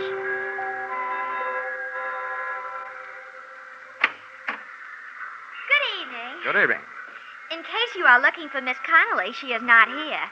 In fact, she has went out for the entire evening. Oh? Well, I think she's expecting me. At least she sent for me. She sent for you? Yeah, I'm Johnny Dollar from the insurance company. Oh, how dense of me. She did mention in passing that a detective would show up. Step inside, please. Thanks. Just hang up your coat and things. All right. She wishes you to remain until she comes home, which could be any time after the joints close up. Yeah, sure. And, in the meantime, I have been instructed to see that you are comfortable. So, what would you care for, a straight slug or a highball? Well, a highball would be fine. Step this way, please. Yeah. Oh, the floor's waxed, so watch that throw rug if you don't wish to land on your ear. Okay, thanks. Hey, it's a nice place. Do you own it? Most decidedly not. To me, it is a sweatshop.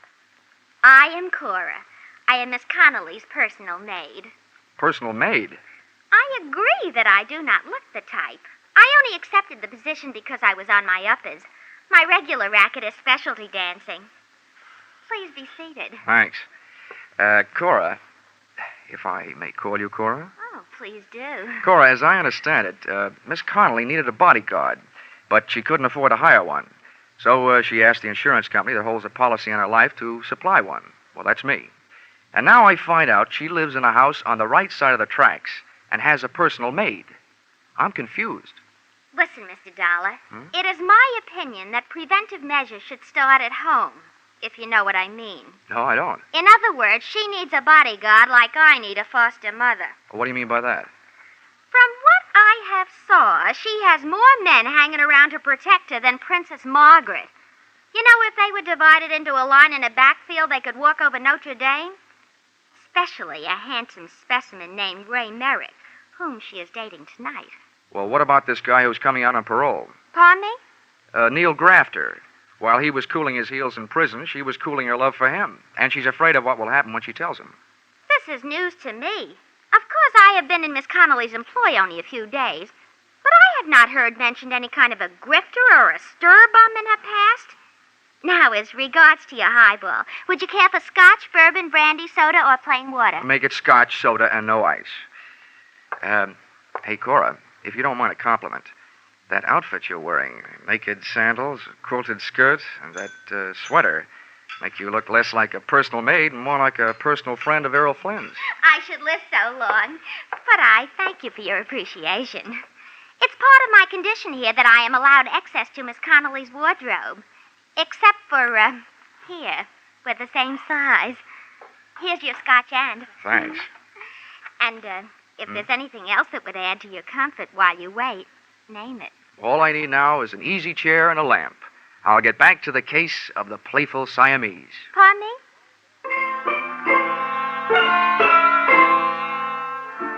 So there I was, Johnny Dollar, with Johnny Walker in one hand, Dexter Payne in the other, and a few questions simmering in my mind. They really boiled down to one. Namely, what was I doing there? Oh, well. In Chapter 5, Dexter finally found a clue. Yeah, I wish things would work out as easily for me sometime. I was just turning to chapter 6 when guess what happened? Ann Connolly came home. Come on in, darling. Have a nightcap before you go home. I'm in. The first thing I noticed about Miss Connolly, after the size of her escort, was that there was more similarity between her and Cora than just body measurements. Their hair was the same shade of brown, and at first glance, at least, even their features were the same. Then she saw me. Oh, you startled me. But you must be Mr. Dollar from the insurance company. Check. This is Mr. Merrick, my lawyer, and my friend, Mr. Dollar. How are you? How do you do? I hope you've been comfortable. Thanks, I have. Too comfortable. Usually when I'm sent to guard a body, the body is there to guard, not out on the town until 2:30 in the morning. Well, of all the... Now, wait a minute, honey. We thought it was a smart move, Dollar, to get Ann out of the house and keep her out of it until you got here. All right, Mr. Merrick, while you're in the mood to answer questions, maybe you'll tell me why, with a layout like this and a personal maid, did Miss Connolly turn herself into a charity case? Why didn't she hire a local muscle man? That is none of your business, and if you don't like your work, go back to Hartford now. Go back tonight. Go. Ann, darling, hold your My temper. Now, you'll have to forgive Miss inconsequential Connolly, tin Dollar. Her nerves are on edge. You can understand that. Dollar, the fact is that she couldn't afford to hire protection. A, because her funds are low at the moment. B, because there's no telling how long she'll need protection. There's no way of knowing when Grafter will show up. Does that answer your question? I had planned a winter in Bermuda. I hope Grafter makes up his mind before the thaw sets in. I only hope you're as sure of yourself as you sound, Mr. Dollar. I try to be. Well, I think I'll skip that drink, Ann, now that you're in safe hands. I think I'll go home, get some sleep. Of course, Ray, if you think it's all right. I'll see you tomorrow. Yes, I'll call you in the morning. Dollar. Yeah? If there's trouble tonight, Ann has my phone number. Oh, thanks very much. But I'd rather have a baseball bat.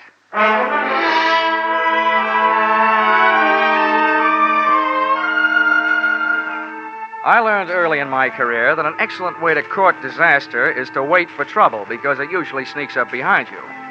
But it was too late then to go looking for it, so I made the rounds of the house, checking the locks on doors and windows. Then I turned off the lights and hunched myself up on a couch that would have tested the stoicism of a bed of nails type Indian faker and tried to stay awake.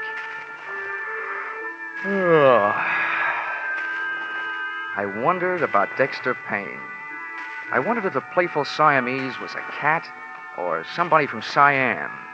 And I just about made up my mind to duck into the closet with my trusty Ronson and read until the fluid ran out. And guess what happened?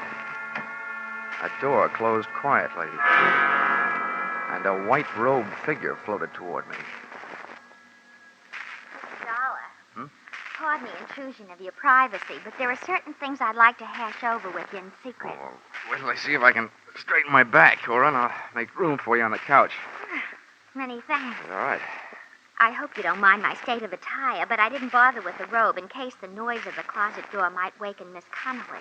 That double-talking nail. Oh, here, I'll put my jacket around your shoulders. Thanks, but I can only stay a minute. Listen, Johnny. You may think me meddlesome, since it's none of my affair, but I couldn't help but overhear. And them two were feeding you a line of downright untruths earlier in the PM. Well, this is the best news I've had since I got here. Give me more. It was in regard to Miss Connolly's financial standing. I happen to know that dame is as solvent as the state of Wisconsin. Well, on that I haven't read up. She's fat, and I'm not casting aspersions on my own figure. Oh, please don't. How'd you find this out, Cora? It is not that I make a habit of putting my nose where it does not belong. But when I see a book lying open, I can't keep my eyes away. Yeah, I know just how you feel. Well, in this case, it happened to be her bank book. And with that balance, she could afford J. Edgar Hoover. Yeah. Why are you telling me all this? Have you got something against her? Mr. Dollar, if you are casting aspersions upon my honesty... It's only a faint suspicion, but you could be trying to talk me into leaving the case and leaving Miss Connolly unprotected. Well, I am thoroughly disappointed. A fine lot of thanks after I braved possible pneumonia. Oh, Cora. It so happens that I told you because I am a strong believer that it is decidedly crummy for anyone to take advantage of their fellow man. Now, look, Cora. But from now on, you can take a flying leap. Cora. If you were dying of thirst, I would... What's that?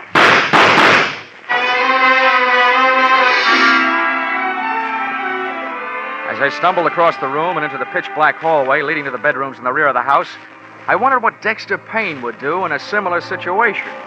To both Dexter and me, life was just a bowl of uncracked nuts, unopened Chinese fortune cakes, and unanswered questions headed up by Who Shot Whom?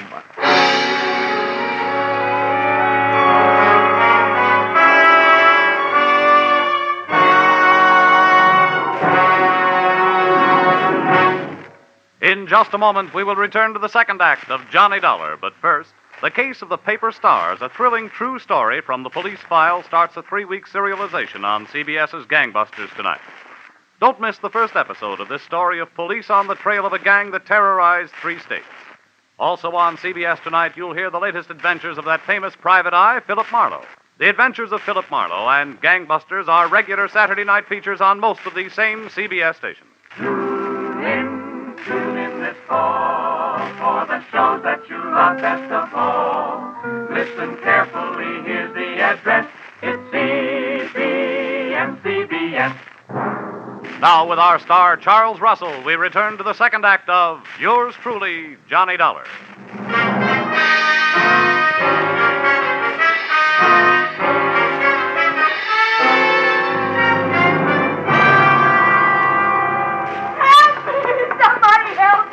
Ann Connolly's hysterical screams told me the way to her room, but before I got there, a stream of cold night air blowing into the hall through an open door to another bedroom stopped me. The draft was coming from a smashed-out window, and the smell of cordite that came with it meant that this room had been the shooting gallery.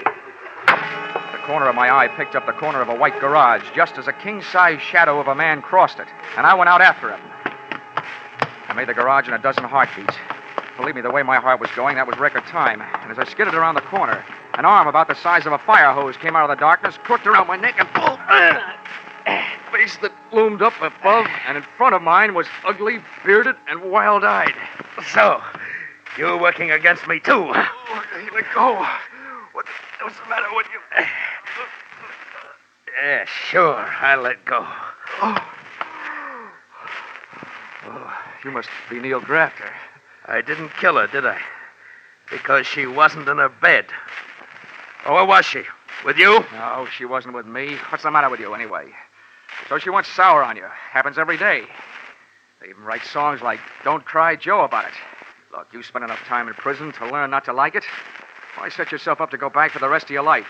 You were smart enough to get out on parole. Why don't you get smart enough to pull yourself together? Prison? I don't remember any prison. I forget things sometimes. Oh, but I could ask the doctor. No, not anymore. Who are you? Another one of her men? Look, Neil, why don't we go someplace where it's more comfortable than this, huh? What? Someplace nice and warm, and we'll talk. Oh, no. No. Everybody tries to play tricks on me. Nice and warm, with bars on the windows, and people making noise all over the place. Well, you're not going to stop me. Nobody is. Why don't you let me help you then? Come on. That's what the doctor kept saying. You're a doctor. Well, I don't need any help. I can do it myself. Now, calm down, Grafter. With my own hands. Here, I'll show you, doctor.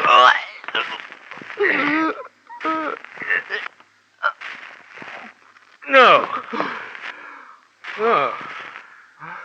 Oh, why should I kill you? Don't help me. Just stay away from me.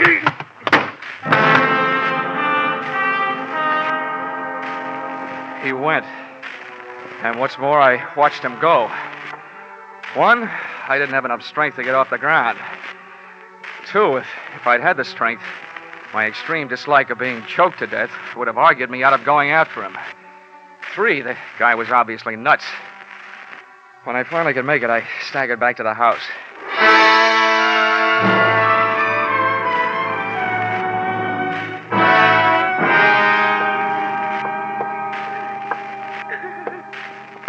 You can turn on the lights, Miss Connolly. He's gone.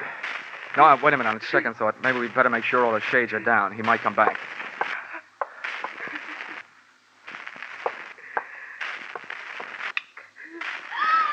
Johnny! Your throat. What did the light do to you? You might say he saved my life. At least when he got halfway through the job, he changed his mind about killing me. You talked to Neil? I tried to, but he didn't understand anything I said. And Miss Connolly, he didn't talk about wardens and paroles, as in prisons. He talked about doctors and barred windows and noisy people, as in mental hospitals. Do I translate that to mean that he's off his rocker? Cora, please, go over there and sit down, will you? I'll get to you later. Well, palm me. Just pretend I'm elsewhere someplace. After all, it was only my bed that he blasted. Did you hear that, Miss Connolly? Yes. Yes, I know it was a horrible thing to do, having Cora sleep in my room. I was half crazy with fear. Why doesn't Ray get here? He promised to hurry. Maybe we can air some of the linen before he arrives. Instead of being in prison, which was a story I got, Grafter was in a hospital for the criminally insane, nursing a big yen to ventilate your head. Is that right? Please, Yes. Yes, that's the truth. He escaped a month ago. A month ago? Yes. The doctors notified the police here that I was in danger, and they supplied a 24-hour guard for the house. But after a month, they decided Neil had gone someplace else, so they withdrew the guard. Oh, great. So the only people left who cared more about your fate than they did about mine was your insurance company. Well, we had to do something, but I didn't have any insurance. What? So Ray bought a policy for me, and then we contacted the company. Aha. Legal blackmail, huh? Which brings to mind a meaty little question. Did you lie to the general manager, Franklin Haley, about where and what Grafter really was? Or did that misplaced con man hoodwink me into this mess? We told him the truth. I swear we did. Okay. I hope he lives through my expense account, because that little trick is gonna cost him.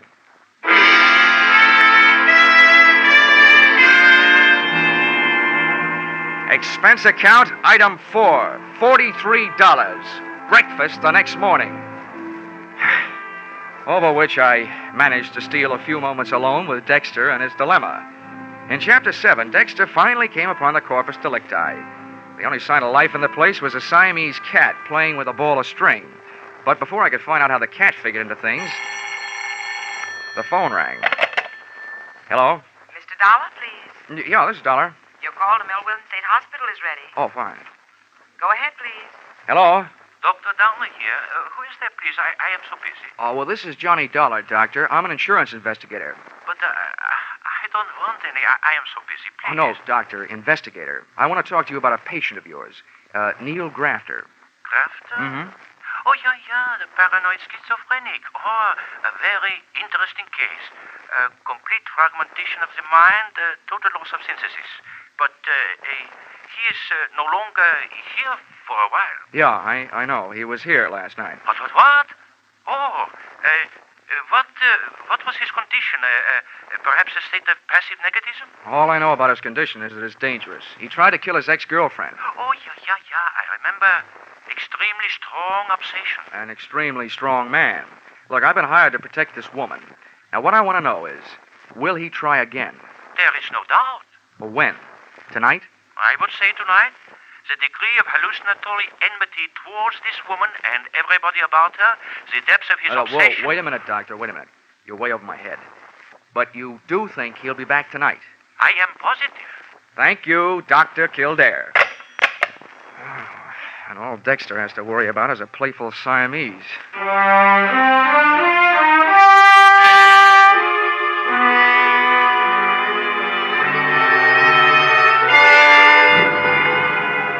Waiting for a paranoid killer can be depressing all by itself. But to make it more so, in Milwaukee, the sun went into hiding behind a layer of dark gray clouds about 4 p.m., and it started to snow. It had the mood of Wuthering Heights, with icicles. At 5:30, daylight shut down, the night shift took over. And at 8, after a dinner that nobody dined on, I didn't brush my teeth, I lied in them. And what kind of protective measures do you propose to make tonight, Dollar? Oh, none. As far as I'm concerned, this is a night off. Dr. Downer out at the hospital, who knows Grafter better than anyone else, says he won't be back tonight. Oh, I wish we could be sure of that. Yeah, so do I. How can he make such a positive statement? Probably because he spent his life with people like Grafter. No, I tell you, there's nothing to worry about. Miss Connolly, I want you and Ray to go out, just like you did last night. Cora and I will stay here. All right, if you think it's the thing to do. But I'm worried about Cora after what happened to her bed last night. How can we protect her? It's a little late to worry about that after you set her up. But forget it. Just to make it safe, she won't be in that room. I will.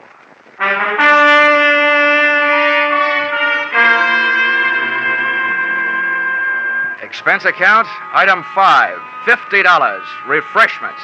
I needed something to bolster my courage, so I ordered it. At 2:30 a.m., things were looking good for Neil Grafter. Ray Merrick and Ann Connolly had returned from their date. Merrick had left. Miss Ann Connolly was trying to sleep in her room.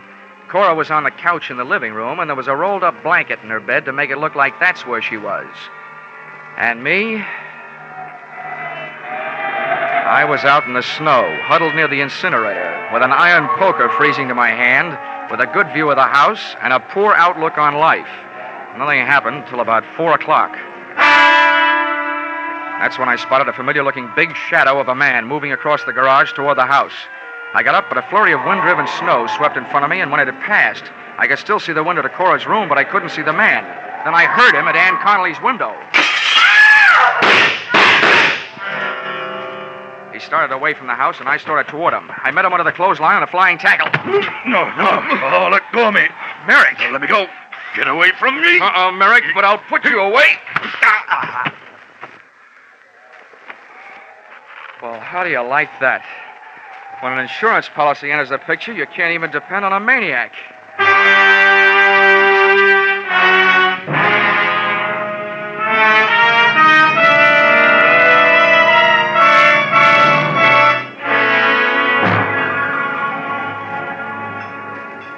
Well, just one more then, to pacify my nerves. They're jumping. Now, take it easy, Cora. This is a fine time to start falling to pieces. Oh, why doesn't the doctor get here? Now, don't worry. He's coming. I've called for an ambulance. If Miss Connolly kicks off, I will hold him personally responsible. Now, look, Cora, I appreciate your feeling toward your fellow man, but Miss Connolly made a pigeon out of you. She hired you because you looked like her. She had you parade around in front of those windows wearing her clothes. I am aware of all those double dealings. She even had you sleeping in her room where Grafter almost blasted you. Now, what I want to know is why are you so anxious about her recovery? Because she owes me a week's pay. If this Sawbones doesn't pull her through, I'll sue the city of Milwaukee for my arrears.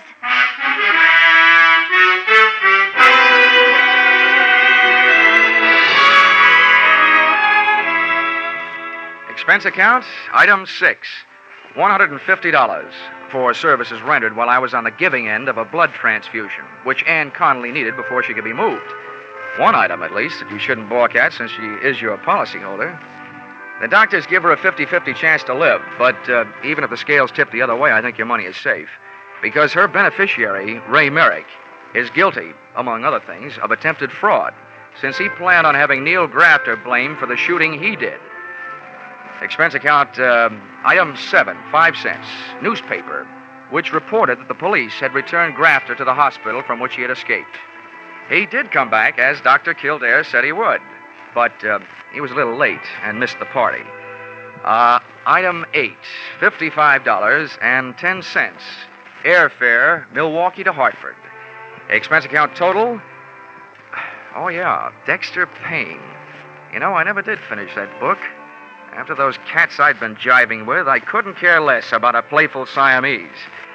Expense account total, $845.30. Signed, yours, truly, Johnny Dollar.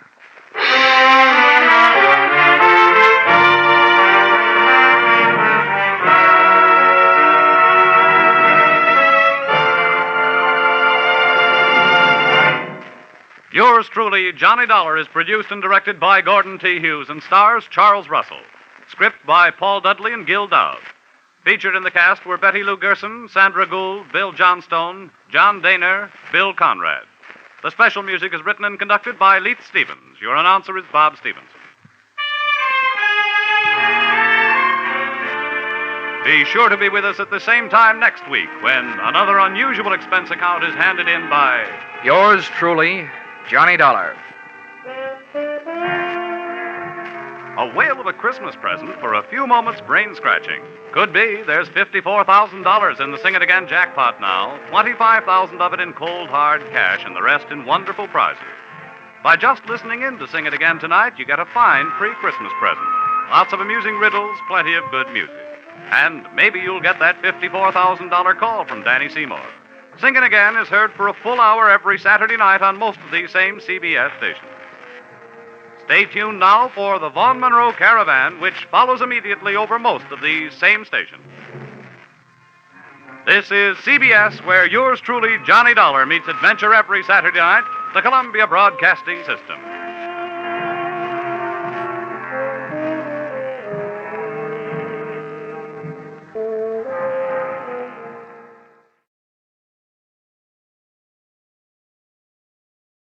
From Hollywood, it's time now for Edmund O'Brien as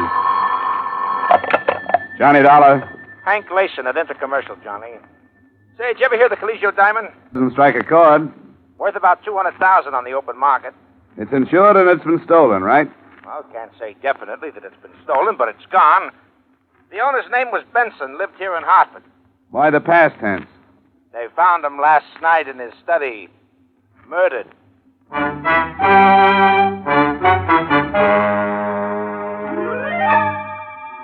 Edmund O'Brien in another transcribed adventure of the man with the action-packed expense account. America's fabulous freelance insurance investigator. Yours truly, Johnny Dollar.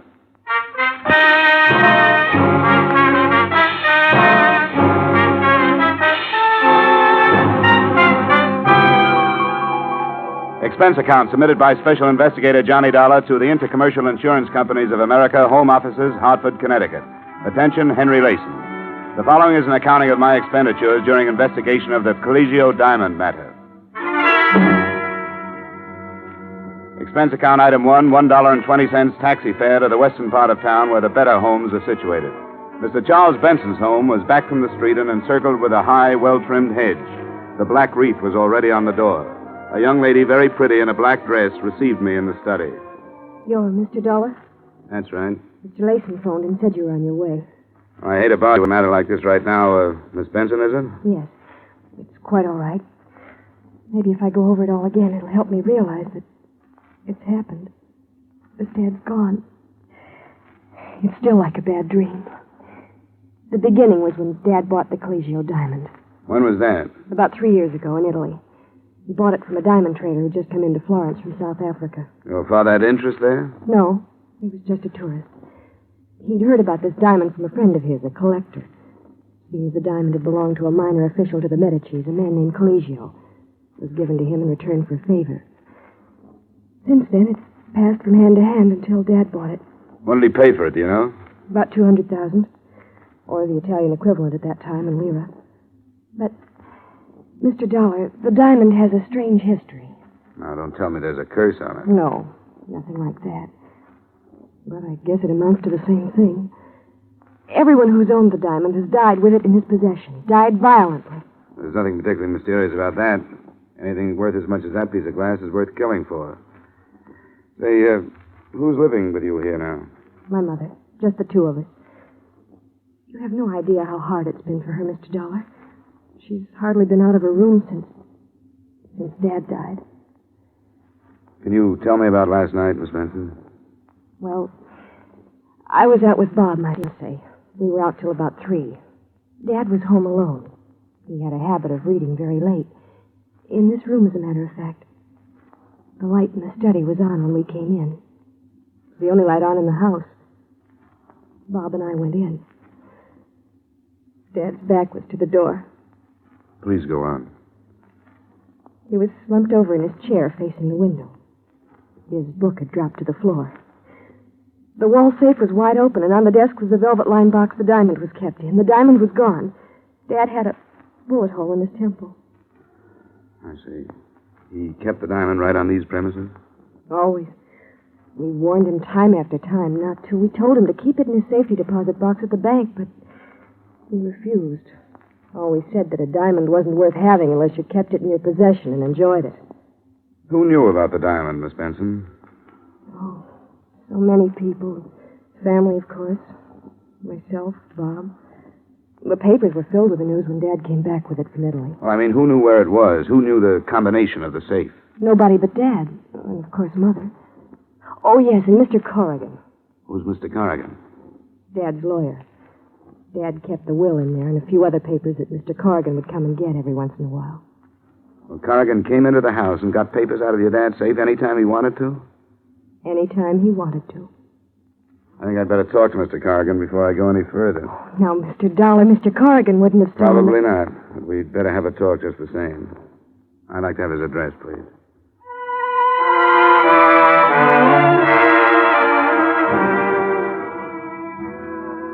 Expense account item 2, 80 cents taxi fare to Main Street, where Mr. Corrigan's office was located.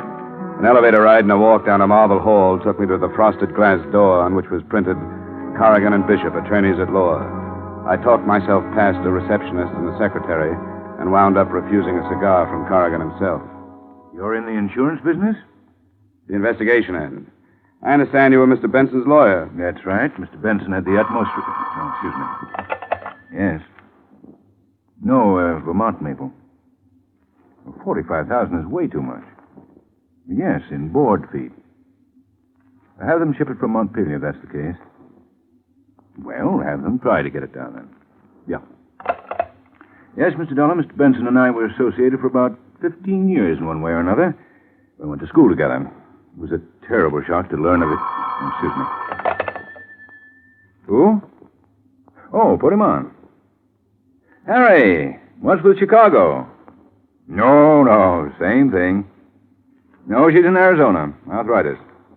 Well, a little better. You know how it is. Yeah, we'll do that. And my love, Danny. Okay, you bet, Harry. Yeah, you bet. Sure. Bye.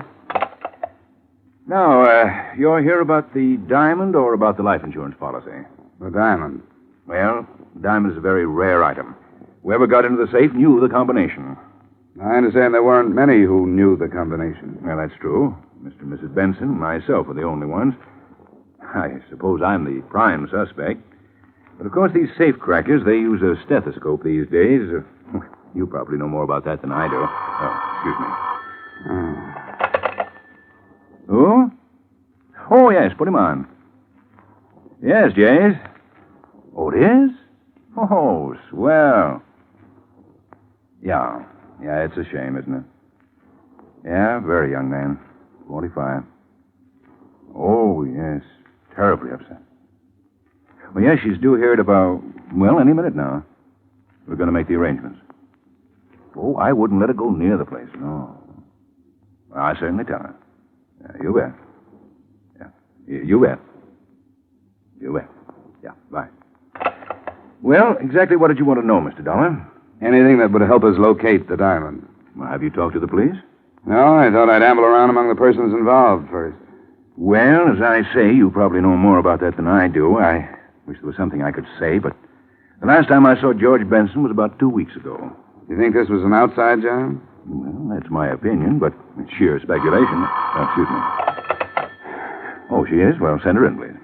I hope you won't mind, Mr. Dollar. That's Mrs. Benson. I'm taking you down to the dressmaker's. Oh, I see. Why don't you go out that door? Fine. Oh, thanks, Mr. Corrigan. It's quite all right. Anything else I can do, you'll let me know. You bet. I didn't leave. I stood in the little outer room and sneaked to listen through the door. There was some reason why Mr. Corrigan had rushed me out one door while Mrs. Benson came in another one.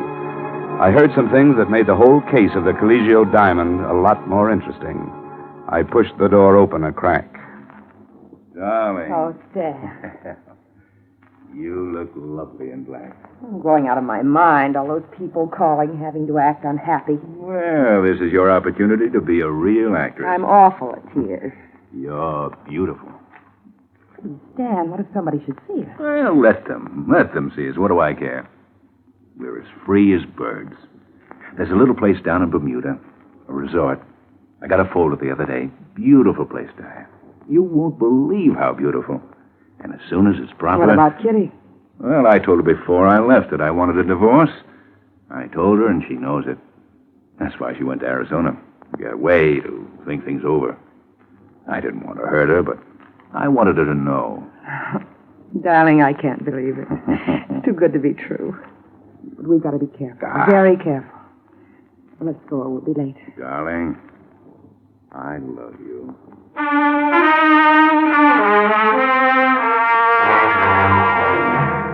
On that somewhat touching note, I quietly closed the office door, turned toward the door that would lead me out into the corridor, put my foot to a rough edge of carpet, and promptly fell flat on my face. This brought Corrigan running.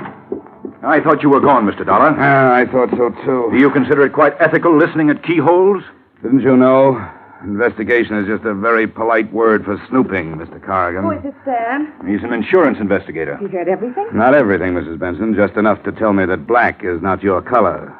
No, it isn't. I loathe black. Ditto your husband. I tolerated my husband, Mr. Dollar. You don't have to explain anything to him, darling. He's just an insurance man. The police might be interested to know about this little relationship. There are a number of angles here. Could be that you and Mrs. Benson killed Mr. Benson and removed the diamond to make the whole thing look like robbery. Yes, Mr. Dollar, it could be.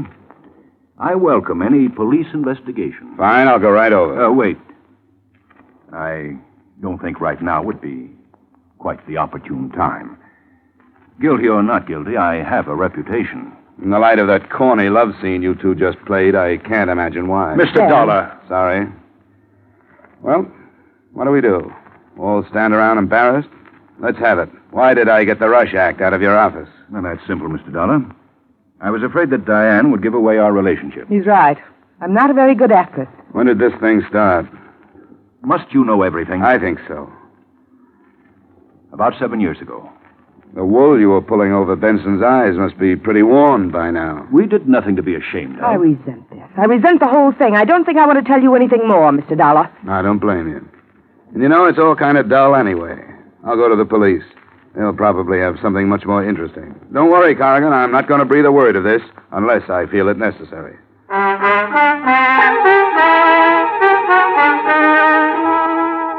But I never made it to police headquarters. I got out in the street when a very large, very quiet man in a brown and white sports shirt stopped me. Mr. Dollar? Yes? You like some information? About what? The Fifth, the Tropical. I never play the ponies. These ponies you play. Hop in. Thanks. No. Oh, come on. Hop in. Is that dangerous, that steel thing in your pocket? How very discerning of you to recognize the outline. Inside. Right. Okay, Bunny. Relax, Dollar. Where are we going? You're going to sleep.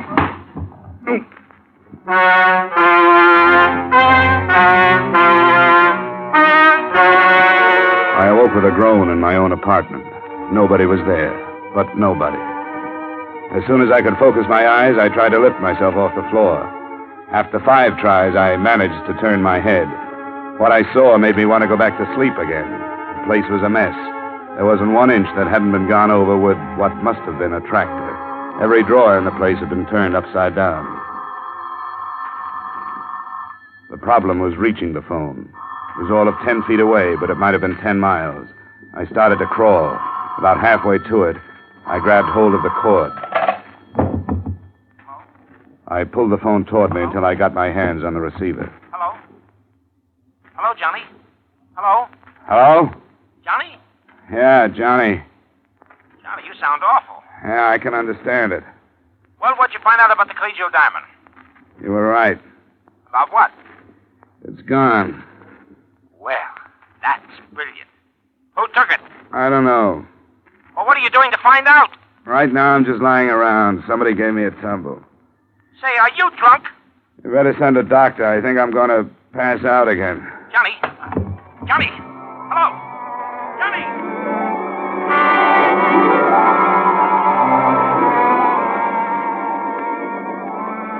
Johnny? I can't talk to you now. I'm not on the phone. I'm here. Huh? Oh. You look funny with 4 heads. Well, I might as well put this phone up. Oh, come on. Stop that nonsense. Now, look, I hate to bother you with business, but what happened to you? I'll tell it all to the police. You think I want the police in on this? Well, why keep them out? Publicity for the company. I want the public to think Intercommercial is able to take care of itself. Now, come on, what happened? Somebody asked me for a ride. Asked me if I wanted a ride. Then they gave it to me. Oh, it looks like they were looking for something. Did you have something they might have been looking for? If I had something they were looking for, I wouldn't know it. But they must have thought I had something they were... Look, I'm going round and round already. Ask me no questions. Have you got any idea what it might be they were looking for? Maybe the diamond. Yeah, say, maybe the diamond. See, that's right. That could be. Now go away. Well, we'll take you off the case and put someone else on, so you can have a nice rest. No, you don't. Well, I thought that would pep you up. Yeah, money always does. Now get out of here and let me fasten my head back on. Do you want something? Yeah. Get me an aspirin. Hello? Mr. Dollar? Yeah? This is Betty. Betty Benson. Oh, yeah, sure. How are you? Mr. Dollar, the police have just been here. What happened? They found the gun that killed Dad Oh, good. Where was it? in my purse.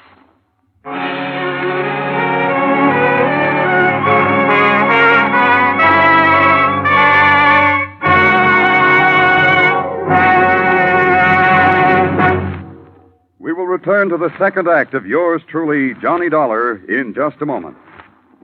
For an hour of rapid-fire entertainment, the show goes on. It's the show for you these Friday nights on most of these same CBS stations. It's an intimate glimpse into a fascinating angle of backstage life. A series of honest-to-goodness auditions for jobs in theater, nightclubs, and radio.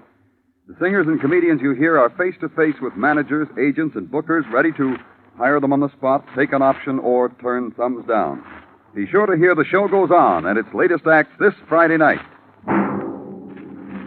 Now, with our star, Edmund O'Brien, we return to the second act of yours truly, Johnny Dollar.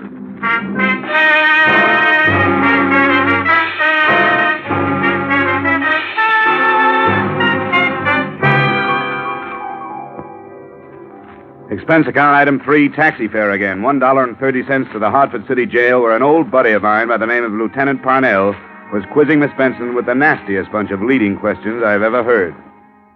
Now, why did you kill your father, Miss Benson? Oh, come on. We'll make it much easier for you if you'll only... Hey, Parnell. Come on, give her a break. Oh, the insurance man. I wondered when you'd be over. Hey, what happened to your head? When I find out, I'll let you know. Don't let him talk you into a thing, Betty. Get a good lawyer. Well, for one thing, Corrigan is on his way over. For another, the best lawyer in the world couldn't do it any good. The gun had her prints all over it. Would I put a murder weapon in my purse with my fingerprints on it, Lieutenant? Now, would I? If you didn't have time to get rid of the gun, why not? You're getting woozy, Lieutenant. Why don't you take a break? They've got the Giants game on the radio out there. Why not go out and see how they're doing? No. I might miss something, Dolly. Maybe you can do better with it than I can. I'll just sit down over here and listen. All right, now, how's that? Fine. Okay, now, Betty. How did the gun get into your purse? I don't know, Mr. Dollar. The lieutenant was searching through my room and found this purse. And there it was. But I didn't carry that purse the night Dad was killed. I haven't used that purse in a long time. Somebody put the gun in there. Can you prove it? Well, no. Nobody saw you that evening, huh? Nobody but Bob. Bob, your boyfriend, huh? All right, now I've got the necessary papers. You leave her alone. Dollar, what are you doing here? I just came over to add to the confusion. Betty, are you all right? Hello, darling. I'm all right. Looks like Grand Central Station. Come on, Betty. We'll have you out of here in jig time. This is Bob Gorman, my fiancé, Mr. Dollar and Lieutenant Parnell. Hello, how are you? Yeah, that was nice. Like a Washington hostess. Now, let's try to wind this thing up. Mr. Corrigan, were you anywhere in the vicinity of the Benson home the night Mr. Benson was murdered? Absolutely not. Oh, yes, you were. You were visiting Betty's mother. That's a deliberate lie. I was nowhere near... I don't know why I'm submitting to intimidation from you, Gorman. Seems to be a little difference of opinion here, Lieutenant. Mm-hmm. You were quite a comfort to Mrs. Benson during the period of her bereavement, weren't you, Corrigan? I refuse to answer on the grounds that it might incriminate me. You're darn right it would incriminate you. The way you've been carrying on with Mrs. Benson, everybody knows about Bob. it. No, I'm going to get it off my chest. Betty's father was no sooner dead than he was hustling Mrs. Benson this place and that Why, place. you young... Temper, Mr. Corrigan. Let's save that for the jury. He can't make accusations like that. They aren't just accusations, Mr. Corrigan. They're true. Nobody had a better reason to kill Dad than you did. Love, huh? Say, anybody in this room happen to know where the Collegio diamond is? No. Huh. I didn't think so. But if you'd Mr. like to Corrigan, know I know my idea perfectly of- well that... I just wanted to say goodbye. Okay, now go ahead. If Mr. you'd like to know Corrigan, why you know they perfectly well that wait, no wait, reason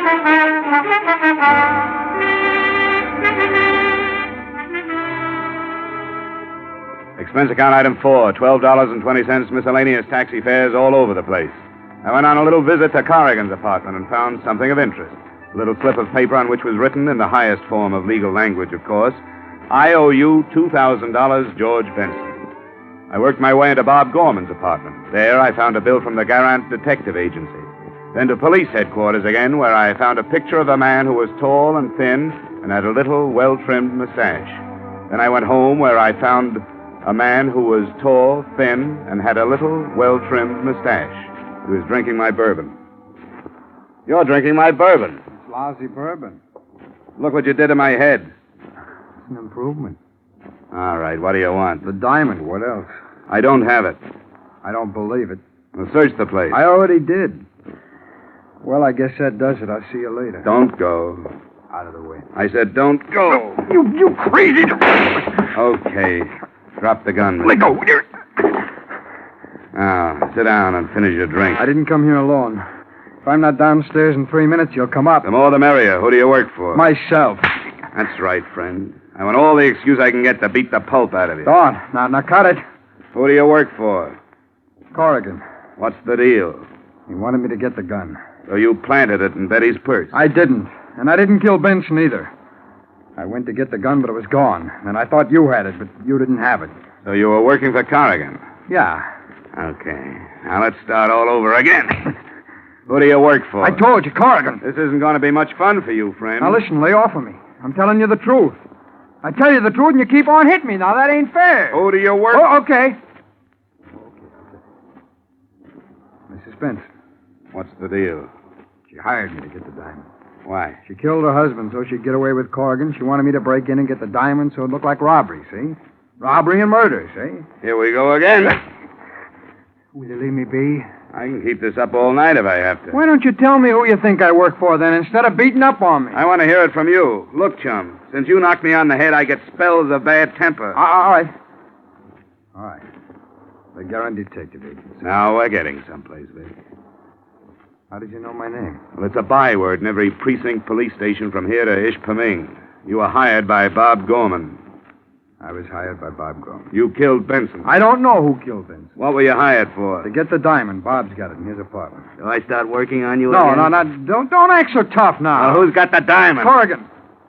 Well, look, if you've got all the answers, what are you asking me for? Vic, my boy, I'm amazed. I've seen liars in my time, but I've never run across anything like you.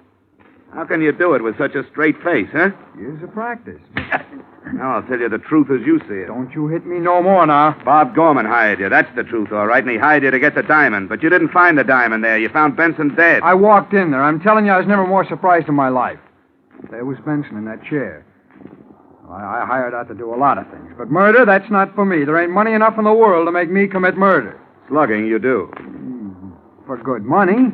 Vic, I'm not interested in who killed Benson. Personally, I don't think you know. I want to know where the diamond is. How do I know where the diamond is? It was gone when I got there. I thought you had it. That's why I slugged you. Period. All right, Vic. I'm tired. I got a splitting headache. Finish your drink and get out of here. No, thanks. It really is lousy bourbon.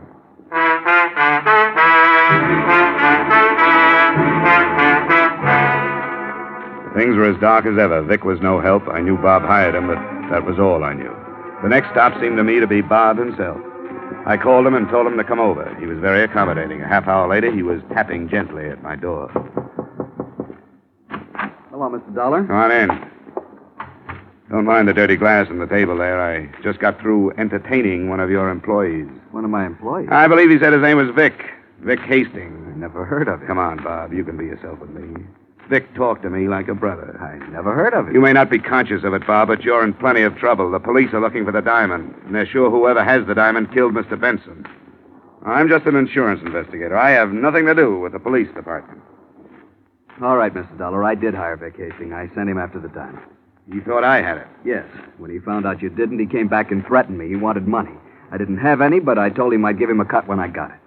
Is this a regular business of yours, stealing diamonds? Look, Mr. Dollar, I didn't kill Mr. Benson. I didn't ask you that. I asked you about the diamond. I heard about the diamond when Mr. Benson bought it. I had to have it. I wasn't going to sell it, not then. I just wanted it. I crashed a party at the Benson house about 4 or 5 months ago. I met Betty, and I started to date her. That's as good a way as any. Oh, you've got it wrong, Mr. Dollar. Sure, I wanted to get at the diamond. That's why I started taking Betty out. But things are different. I love her. We want to get married. Very sweet. Only you didn't hire Vic to get the diamond 4 or 5 months ago, Gorman. So get that pleading look out of your eyes. You don't do a thing to me. You're not going to the police. Put it down, Gorman. Stay where you are. Don't try to follow me or I'll blow your head off. So long, Dollar.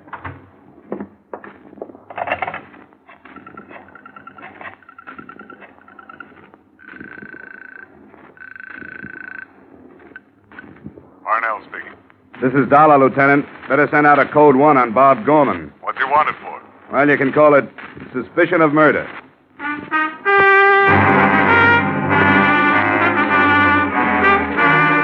Expense account item 5, 120 taxi fare to the Benson home. I found Mrs. Benson in a sad state upstairs due to her husband's death and her daughter's incarceration. Why must you pester me about a thing like this now, Mr. Dollar? Haven't you any consideration? Sorry, Mrs. Benson, but it's a job. The sooner we get over this hurdle, the better off we are. Now, I know all about your relationship with Corrigan. All of that has nothing to do with the case. Well, perhaps not. I know who killed my husband, and I know why, and I know who has the diamond. Who? I can't prove it. I couldn't take it into a court of law. Well, let me worry about that. What's your idea, Mrs. Benson? Bob Gorman. Why do you think he did it? He has a violent temper. He hated George, hated him like poison. George never wanted him to marry Betty. Sorry, that motive doesn't click with me. Now, let me tell you who killed your husband. You and Corrigan. How dare you? Wanted to get rid of him. You two were the only ones who knew the combination of the safe. You took the diamond and killed Benson. Why, you... And you planted the gun in Betty's purse. Do you mean to suggest that I would try to make my own daughter out to be a murderess? That's just what you hoped the police would think. That if anybody were framing your daughter, it wouldn't be you. You knew the police would clear Betty because she was nowhere near the house when the murder occurred. And you thought they'd assume that Bob Gorman planted the gun in Betty's purse. That's a lie. Come on, Mrs. Benson. It's all out in the open now. Stay where you are, Dollar. Corrigan. I was expecting it. You're pretty good at this business of investigation, aren't you? It's a shame to have to end such a brilliant career. Well, that's the way it goes. Here today, gone tomorrow. You aren't going to mess up Mrs. Benson's pretty bedroom, are you? Not at all. We'll just go out the back way. Open the door, Dollar. Glad to. After you. He's all right, Mrs. Benson. Come on, get up, Corrigan. The lieutenant is waiting.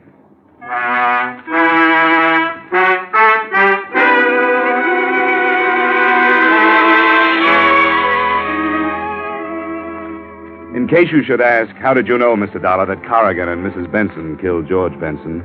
The answer? I took a big guess. I told them my guess, and with the authority of an Illinois judge, they swallowed it and they confessed. To wind it all up, I might add the following. They got Bob Gorman. He's being sent up along with Vic Hastings. His police record makes Vic's look like a bad report card, which means Betty is going to have to look for a new boyfriend. The insurance company has saved a good deal of money. Everybody bad goes to the penitentiary. Everybody good stays free, which proves that bluff is better than logic. This time, anyway. Expense account item 6, doctor bill and miscellany for my sore head amounting to $25. Expense account total, $65.34. And that's pretty cheap. Yours truly, Johnny Dollar.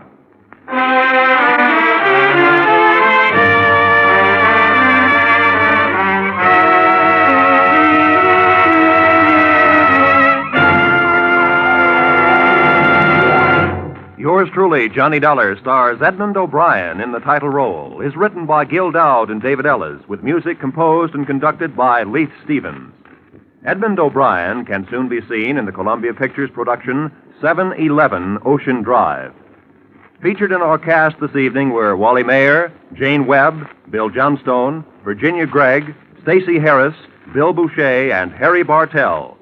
Yours truly, Johnny Dollar, is produced and directed by Jaime Del Valle.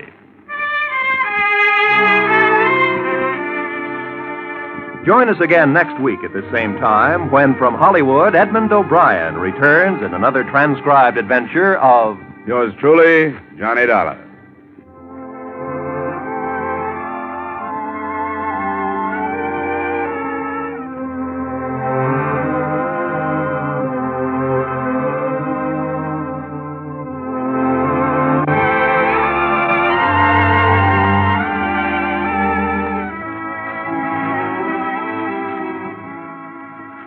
Crime goes down for the count on Friday night with two of CBS's top thrillers. Broadway is My Beat and Up for Parole, heard over most of these same CBS stations.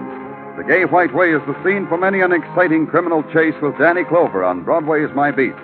the actual files of parole boards across America, come the stories of men and women who are up for parole.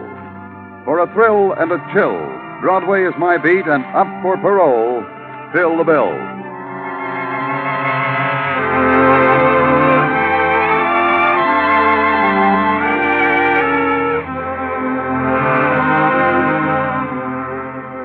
This is CBS, where you thrill to gangbusters every Saturday night, the Columbia Broadcasting System.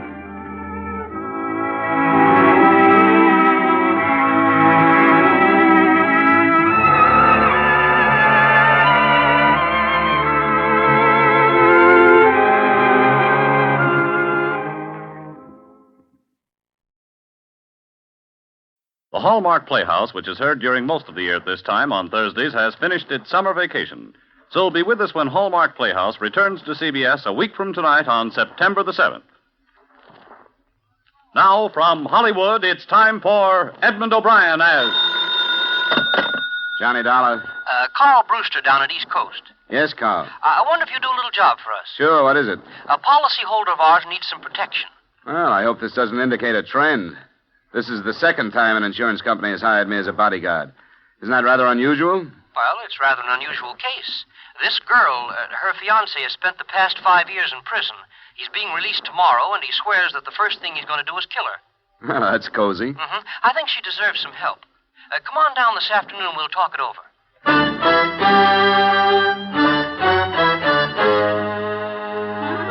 Edmund O'Brien in a transcribed adventure of the man with the action-packed expense account, America's fabulous freelance insurance investigator. Yours truly, Johnny Dollar.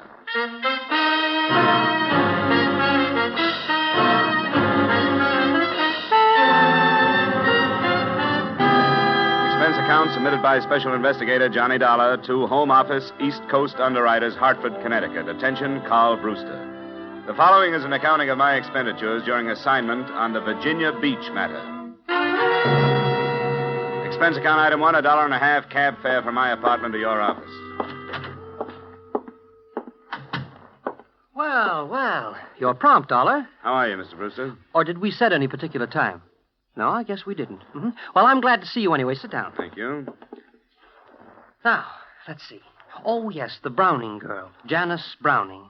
How much did I tell you over the phone? That her boyfriend was getting out of stir and was going to kill her. What you left unsaid was that she probably deserves it.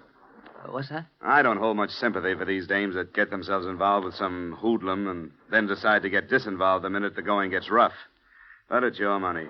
I wouldn't jump to conclusions, Dollar. This is a pathetic case. Of course, the girl made a mistake in taking up with this fellow, but 5 years is a long time to think. And she'd realized her mistake. What did he go up for? I believe it was robbery. Do you know if she spent all the loot before she realized her mistake? Now, Dollar. Why doesn't she hire a bodyguard herself? Because she can't afford it. She has nothing. She turned to us because there was no place to go. Poor thing is in desperate fear of her life, Dollar. Surely you can appreciate that. Okay, give me the rest. And there's a little more. She's living in Virginia, outside of Norfolk, Virginia Beach.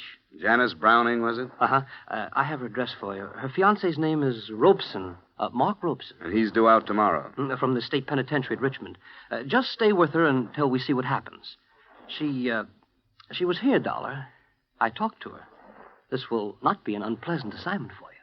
She must have something more than a policy to knock this whole company off its feet far enough to hire a bodyguard. That could spell bankruptcy if it went far enough.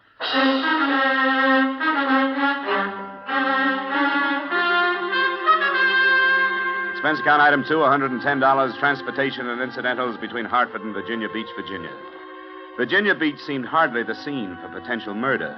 A white strip of sunny beach on one hand and a friendly forest of pine on the other. I found Janice Browning's address just south of the village proper. A fair-sized cottage surrounded first by a small, well-kept garden and then undeveloped land. When I got out of the cab, I was looked over by a trim little honey blonde thing in shorts and halter who waited for me on the veranda. Paul, Hello. you seem to be carrying a suitcase. Are you sure you haven't been misdirected? Are you Miss Janice Browning? No, I am her personal maid. Who are you? My name is Dollar. I'm the investigator from the insurance company. Did you say personal maid? Yeah. Did you say investigator? That's right. Well, I hope you'll pardon me if I'm confused. I was not notified of the arrival of no investigator. What is it you want? Miss Browning asked for me. She went to her insurance company and requested a bodyguard. A bodyguard? Well, I don't know about that. But then there are lots of things I don't know as yet. I'm new here. But if she asked for you, you may as well come in. Thanks.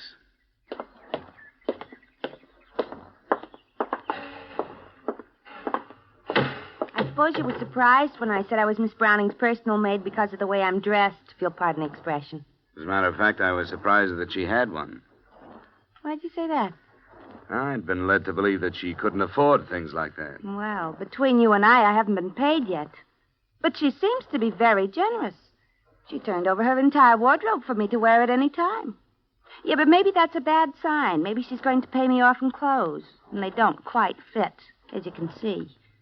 How long have you been here? Just only 3 days. My name's Betty Light. I took the name Light from my stepfather. Just what are you doing here?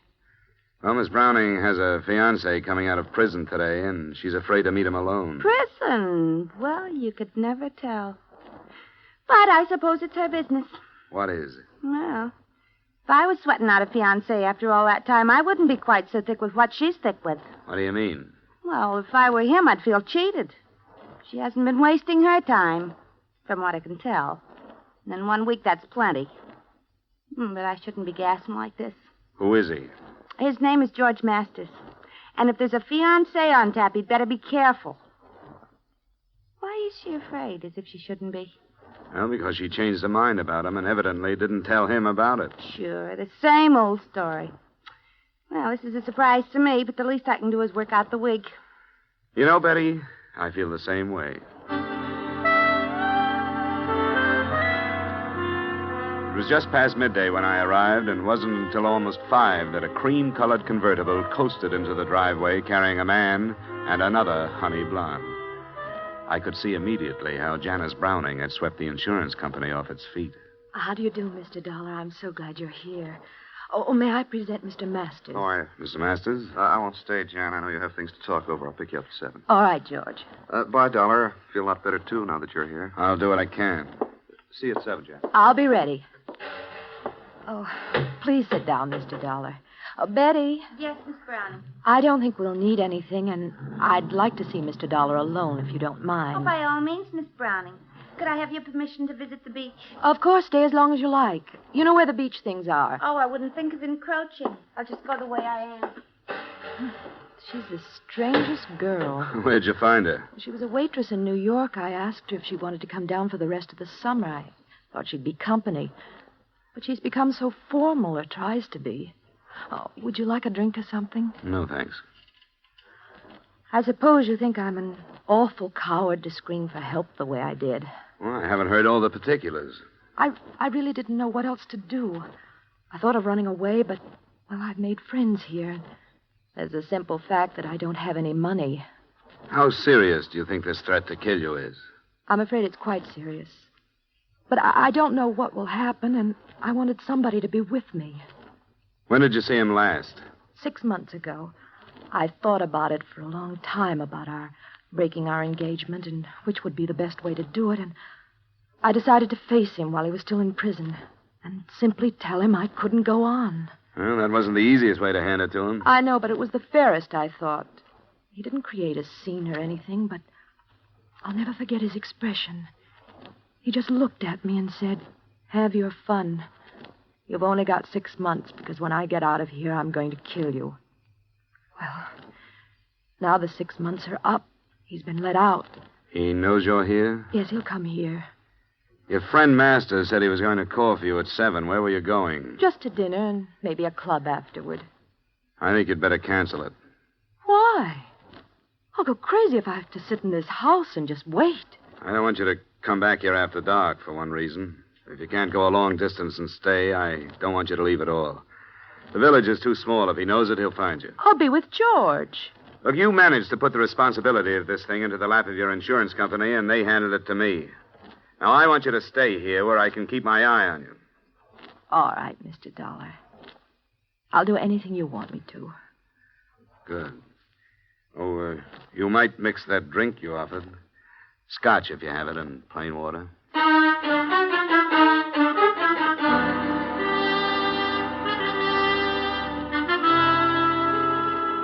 The rest of the evening was spent with small talk and mounting tension.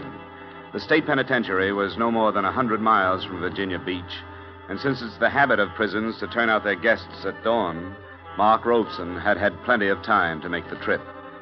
In spite of a sultry night, I closed and locked all the doors and windows, and by 11, the cottage was dark, with everyone retired.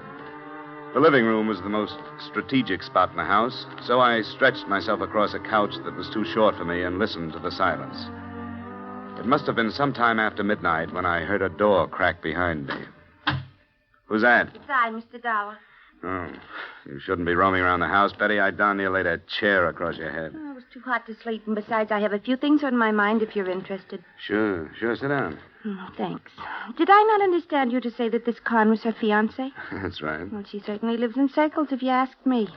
I happened to uncover some information that will knock you for a loop. What? Well, basically, I've never been a snoop, but I didn't go to the beach. Oh? No, after you advised me of the situation around here, I felt I had a right. I went into her room, which is no more than an oversized closet with bath. And it's a good thing I did, because in a drawer, I found a picture of Miss Browning posing as a bride. A bride? Yeah. Are you sure of that? As sure as I'm sitting here. And the guy standing with her was a bridegroom if I ever saw one. Were they fancy? What do you think of that? I don't know. It doesn't necessarily mean anything. But from what I've overheard, this fiancé of hers has been in prison for 5 years. Yeah, that's the story. Then how come her wedding picture was taken in 1947? Was it? And that's what's stamped on the back of it. Now, is that screwy or isn't it? It definitely is. And there are some other things that don't ring truly. For example, this mug she is currently tied to. I heard her when she called him tonight, and it sounded more like... He blasted your room. Get down on the floor. Stay there. Hey, hold it! Hold it, Robeson! He hadn't moved away from the window he'd fired through. When I got to him, he was still pointing the now empty gun at me, pulling the trigger and looking down at it stupidly. Get away. I won't go back. I don't have to stay in the hospital now. I'm all better now.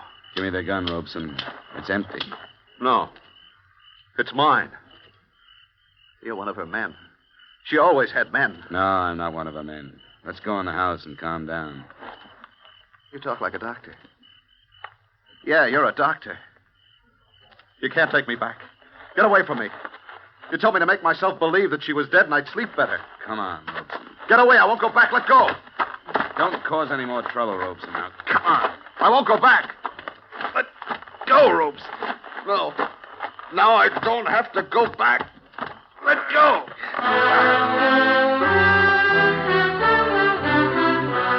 I'd heard stories of the unbelievable physical strength of those whose mental strength is gone. I got his hands away from my throat by sinking my knee into his stomach. But there was nothing I could do to hold him. He lumbered off into the darkness and disappeared. I didn't need a medical opinion to know that I wasn't protecting Janice Browning from a released convict. I was protecting her from a homicidal maniac.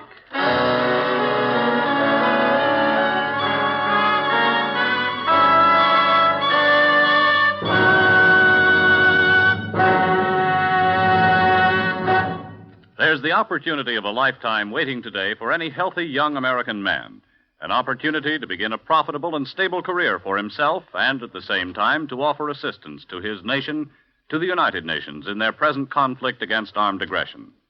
The United States Armed Forces need volunteers today in every branch of the service.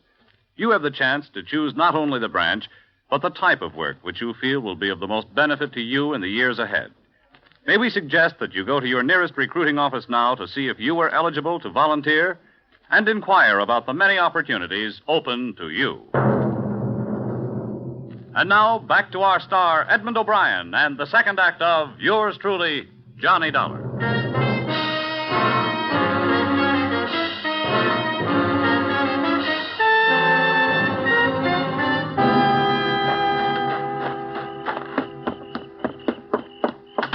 Are you all right, Mr. Dollar? Yeah. Turn on some lamps in here, but stay away from the windows. I doubt if he'll come back, but he might. That brute is still on the loose? Yeah. Where's Miss Browning? She's still in her room. I heard her bawling, but she stopped now. Miss Browning? Yes? I'm coming in. Where is he? I couldn't hold him. Where's the light switch? No, don't turn on the lights. He thinks he killed you. He won't come back tonight. Well, why don't you go ahead and say it? Oh, I'd better not. As a matter of fact, I don't mind your lies or the way I was dragged into this. But what really stinks is you're hiring that girl because she looks enough like you to be mistaken for you at a distance. You give her your clothes to wear, and you put her into your room. Well, she'd be dead now if she hadn't come into the living room. I'm not trying to pass the blame, but it was George Masters' idea. He remembered her and thought bringing her here might be a way to save my life. Robeson's your husband, isn't he? Yes, he's my husband. Well, what's he doing running around loose? He escaped from a hospital in Pennsylvania. He's been there a year. He tried to kill me before he was committed. Why didn't you tell the insurance company the truth? I did. No, you didn't. Yes, I did. It was Mr. Brewster's idea to tell you that he was coming out of prison. He thought you wouldn't take the job if you knew the truth. Well, he was right, and I'm leaving the job right now. Oh, you have every right to. You can get yourself some protection around here. I couldn't when I tried. I went to every private detective in Norfolk and Portsmouth. None of them would take the case? No. Well, what about the police? What is this, county out here? Yes, it is. I notified the sheriff's office, and they promised me extra patrols, but that's the best they could do. How did you happen to turn to the insurance company? Well, George Masters is my lawyer. He suggested it. Mr. Dollar, I'm not begging for help or excusing anything I've done, but I've been half crazy with fear and the awful lost feeling when nobody would help me. I had to do something. What about your lack of money? Was that a lie, too? Oh, every penny I had has been spent on treatment for Mark. I borrowed from George on my insurance. I sold our house in Connecticut, and that money's gone. This property is all I have left, and I've borrowed against it. I guess you've had your troubles. Who can I talk to about your husband? You mean a doctor? Yes, I thought maybe a doctor might know what Robeson would do next. Well, Dr. Becker came on to Norfolk after he warned me that Mark had escaped. His phone number is in the little book on the stand. Well, I hate to bother him, but I'd like to have him come out tonight. Mr. Dollar, Yeah? you're staying? Well, not any longer than I have to. Say, you'd better get up and have a drink. You're shaking like a leaf.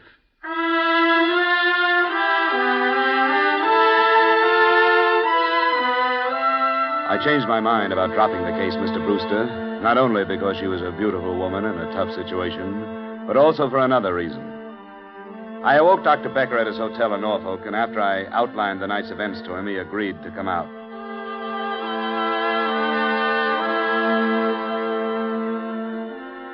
It must have been a decidedly unpleasant experience, Mr. Dollar. On the other hand, you are fortunate to be alive. Yes, I guess I am. Robeson is only dangerous when his basic jealousy is aggravated. You say you arrived with luggage? That's right. Perhaps he was watching then and misunderstood your visit. Oh, I get it. Well, what do we do now, Doctor? He probably thinks he killed her. Can we expect him to come back? Well, that is hard to say. He'll suffer a deep sense of remorse. Then he may feel that what took place was only a figment, a dream. The remorse would cause introspection and keep him away. The fantasy thought might bring him back to investigate. When? Oh, who knows? Tonight even, or tomorrow. Would he try to kill her again? Oh, yes. An extremely strong fixation. Do you want him to come back? Well, I want to see the end of this. That's the best way I can think of. I'll keep his wife here tomorrow outside so he can see her if he does come. She is the one who really has suffered, the poor girl. I wish there were a way to ensure her safety. We could alert the police. Well, with the police on the scene, then he would not return. Shh. Here she comes. Hello, Dr. Becker. Oh, good evening, my dear. Morning, rather. Oh, I'm so sorry about the trouble. I'm afraid it can't be helped. I was so sure at one point that he was responding to treatment. I know you've done your best, Doctor. Mr. Dollar, I may be imagining things, but I'm awfully worried. It'll be all right. No, I mean, I tried to phone George, and there's no answer. It's after 2, and he should be at home. Mark knew that George and I have always been friendly. Would there be any danger to this man, Doctor? Oh, I hardly think so. All of your husband's aggressive urge was directed toward you, Janice. Well, could we go and see if everything is all right? I can't help it. I'm worried. Where does he live? In the village. It's not far from here. Could we borrow your car, Doctor? Oh, by all means, my dear. Here are the keys. You'll come with me, Mr. Dollar? Oh, I'm not letting you go alone. We'll be back as soon as we can, Doctor.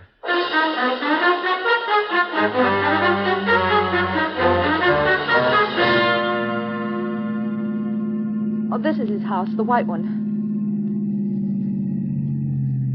Oh, there's his car in the driveway. There's a light on. Maybe his phone is out of order. I told him I'd let him know if anything happened.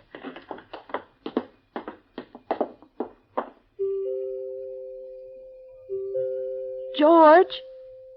George, it's Jan. He doesn't answer. I want to go in. Let's see. It's unlocked. George? Light's coming from a room back there. Oh, that's his study, where the phone is. We can check that then.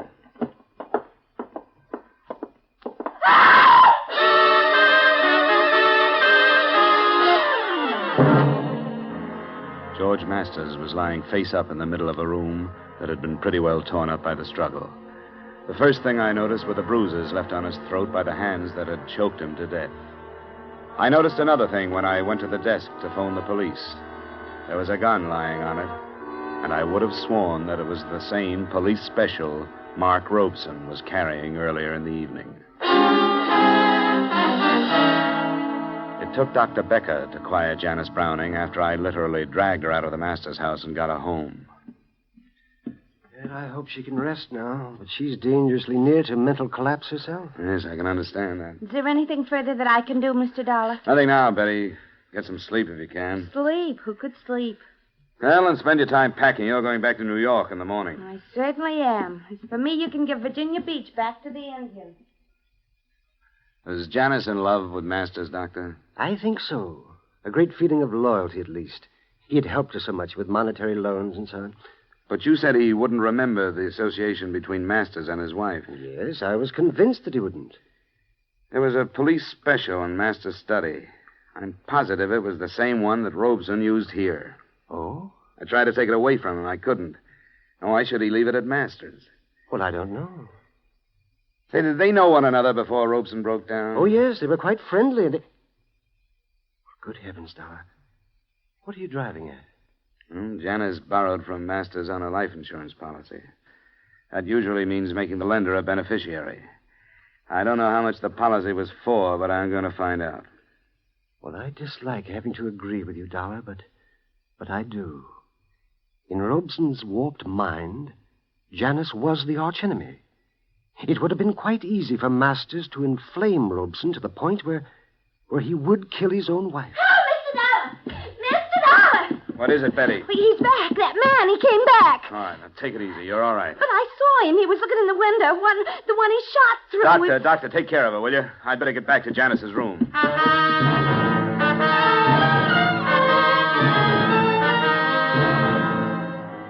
There was no more trouble that night, nor was there any rest.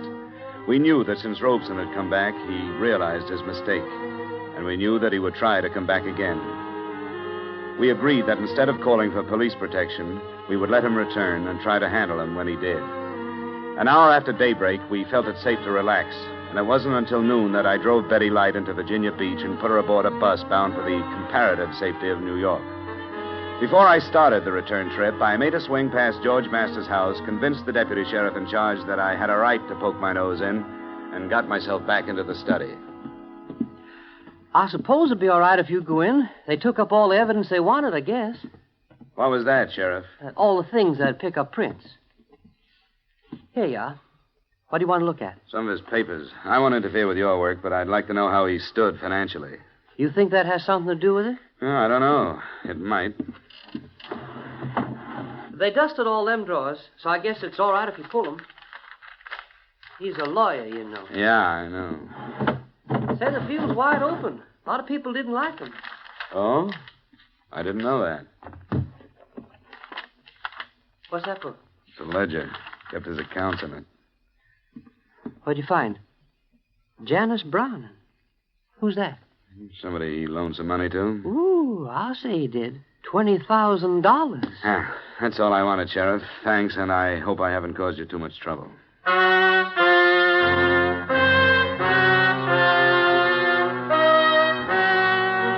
What I'd found was another link in a chain of circumstantial evidence that would never be used since George Masters was dead. He had loaned Janice Browning the thousands she had spent on treatments for her husband, and it was obvious that there was no chance of her ever being able to pay him back. The last notation revealed the fact that a $5,000 loan had been made on her insurance policy in April. A long-distance call to the company told me that the policy was for $50,000 and that George Masters had become the sole beneficiary the same month, April.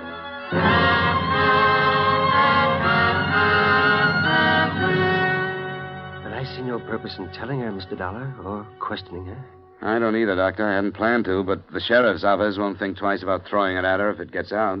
If you will allow me the privilege of perjuring a certain amount of expert testimony, I think I could manage to gloss over it. Well, the deputy saw it, but I don't think it sank in. I hope not. Of course, we're assuming that we'll be successful in subduing Robeson. You said he would come back. I'm sure he will. It is you I'm worried about. Well, I'll have to be ready for him this time. He's too strong to take without a weapon. I hate to do it. Oh, I don't think you need to be. The poor fellow will have no idea what is happening except that he has come back. Okay. She awake? Yes, I think so. Well, it's 3:00. She should be outside in case he's watching. Yes. I'll go and explain our tactics to her. Good luck, Mr. Dollar. I hope all goes well.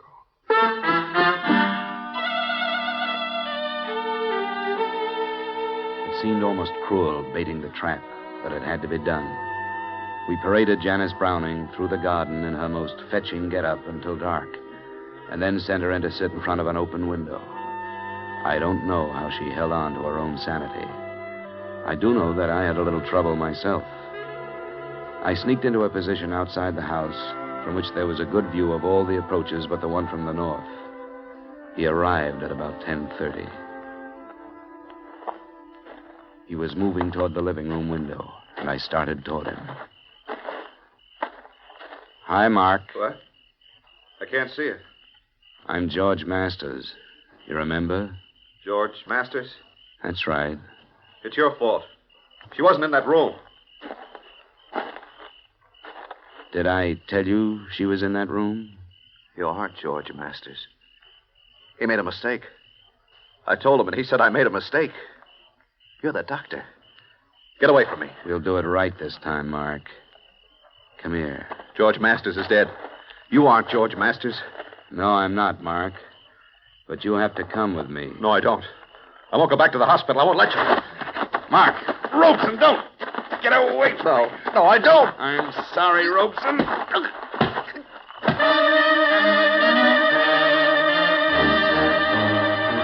I don't know what Becker is going to say to the police, but I do know what he learned from his patient after he was returned to the hospital and quieted down.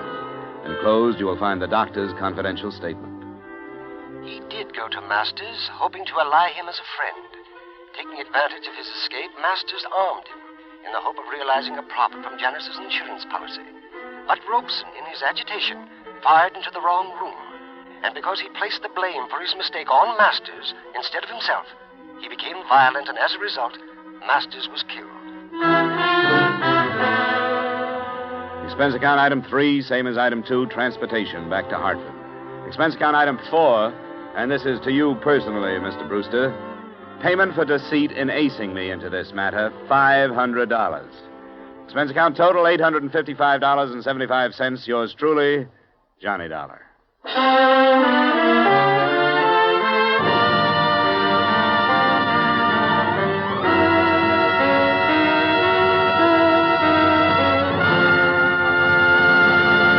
Yours truly, Johnny Dollar, stars Edmund O'Brien in the title role and is written by Gil Dowd with music composed and conducted by Leith Stevens. Edmund O'Brien can currently be seen starring in the Columbia Pictures production 711 Ocean Drive.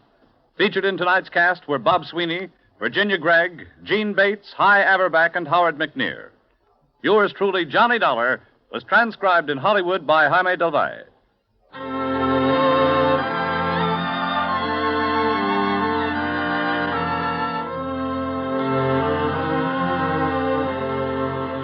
CBS is the star's address, and when you pay a daytime call, you'll find one of CBS' greatest stars, Arthur Godfrey, on hand to welcome you 5 days a week, Monday through Friday, for an hour and a quarter each day.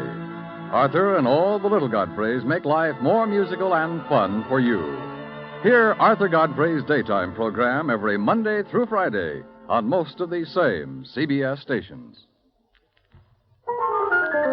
To hear each and every star, leave your dials where they are, 'cause this is CBS, the star's address. Yes, CBS, the star's address.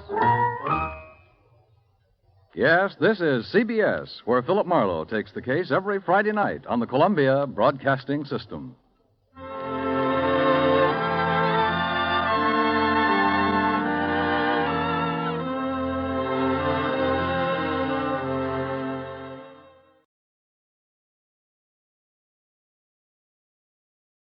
From Hollywood, it's time now for Edmund O'Brien as Johnny Dollar. Ralph Wheaton again, Johnny. I'm glad I caught you before you left. It was almost 2 hours before my plane leaves. What's on your mind? Another cable just came in from Manila. The amount taken on the burglary is roughly $75,000. That's dollars and not pesos. Dollars, yeah.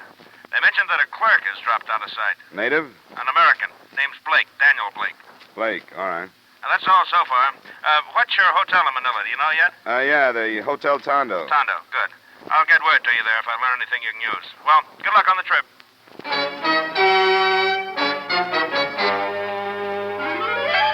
Edmund O'Brien in another adventure of the man with the action-packed expense account.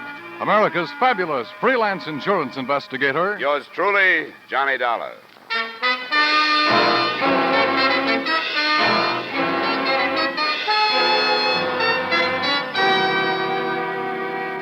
Expense account submitted by Special Investigator Johnny Dollar to Home Office, Columbia All Risk Insurance Company, Hartford, Connecticut. The following is an accounting of expenditures during my investigation of the Woodward, Manila matter. Expense account item 1, $1,850 airfare and incidentals between Hartford and Manila.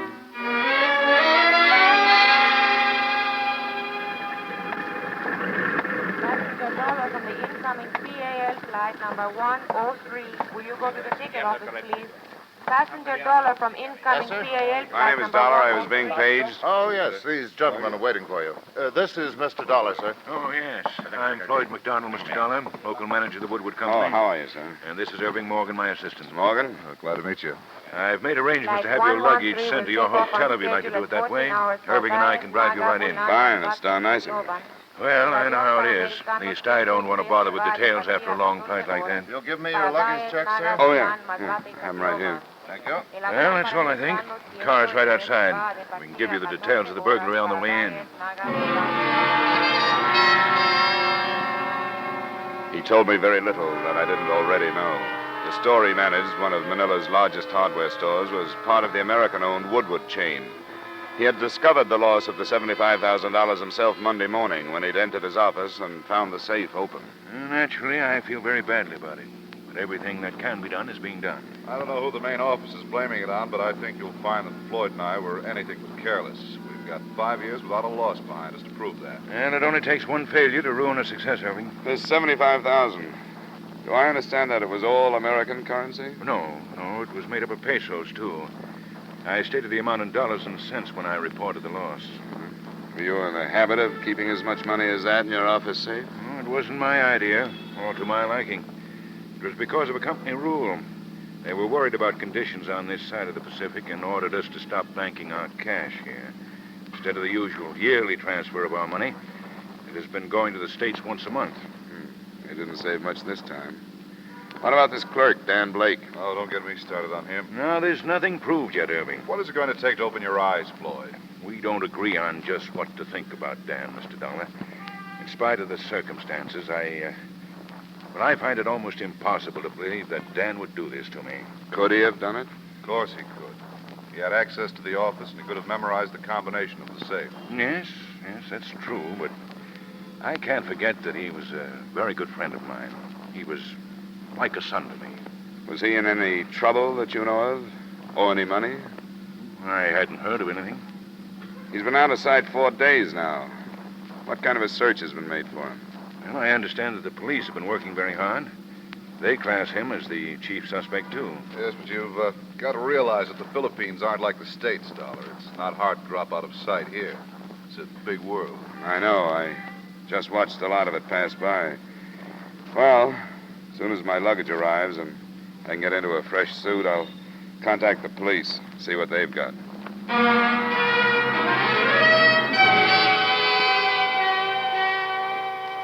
Expense account item 2, $350, including tip.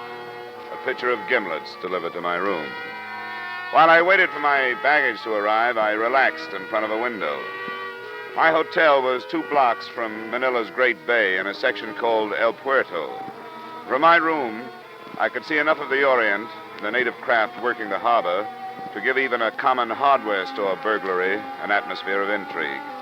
Expense account item 3, 80 cents cab fare to police headquarters, where I was shunted into a side office to wait for the sergeant in charge of the Woodward case. He finally showed up.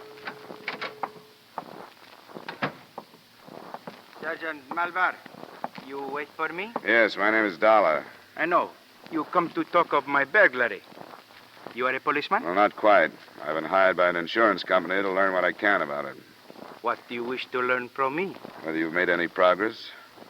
You gotten any place with your search for Dan Blake? Dan Blake? No, I do not look for him now. Oh, you don't? No. I have captured the thief. Oh? Who is it? Miguel Nosaleda. You've recovered the money? He will not say where it is yet, but he will say. Tomorrow, maybe. What evidence do you have, Sergeant? He cannot say where he was that night of the burglary. Is that all? He's by profession a thief. He was arrested while he was robbing another store last night. Does he speak English? Oh, yes. Wonder if I could talk to him. Maybe he's afraid to confess to the police, and maybe I can get him to talk. All right. You come with me.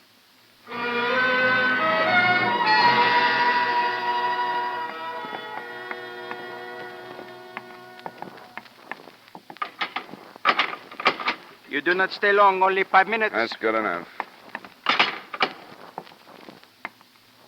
Miguel? Who are you? Why you come here? How old are you, Miguel? 50. Where do you work? No work. Get hurt in bombing, no work. You have any children? See, 2 daughters. Where do they work? Does either one work at the Woodward hardware store? Work in prison. Both work in prison. Sergeant Malvar says you stole some money from the Woodward store. No, Well, you'll make it easier for yourself if you tell the truth and give up the money. I don't got money. If I got money, then why I steal 5 pesos from other place? Why? You tell police why. If I got lots of money, why steal a little more? Why? Because I don't got lots of money. It's good enough for me, Miguel. Sorry I took up your time. You do not stay long? I think he wants to sleep. What would he say to you? That he didn't do it. That if he had, you wouldn't have caught him stealing 5 pesos because he wouldn't have needed it. He need a kick in the head for his lying. Do you have any connection between him and the Woodward place? He tell you he got 2 daughters in prison? Yeah.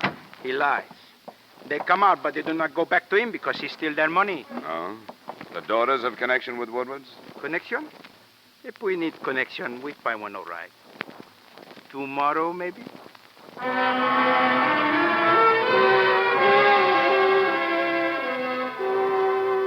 I had an idea Sergeant Malvar's philosophy reasoned that it was a lot easier to grill the wizened little prisoner than it would be to continue the search for Blake. But I left him to his own devices and cabbed to the Woodward store. I was told that neither Floyd McDonald nor Morgan were in, but that a secretary would help me. Oh, how do you do, Mr. Dollar? I knew that you were coming out. My name is Charlotte Page. Floyd McDonald's my uncle. Oh, I didn't know that. He had to go out to Ermita with an order for a house that's being built there. Can I help you in any way? I wanted to look at the office, find out where the safe was. Oh, I can show you. All right, I'll check this door first.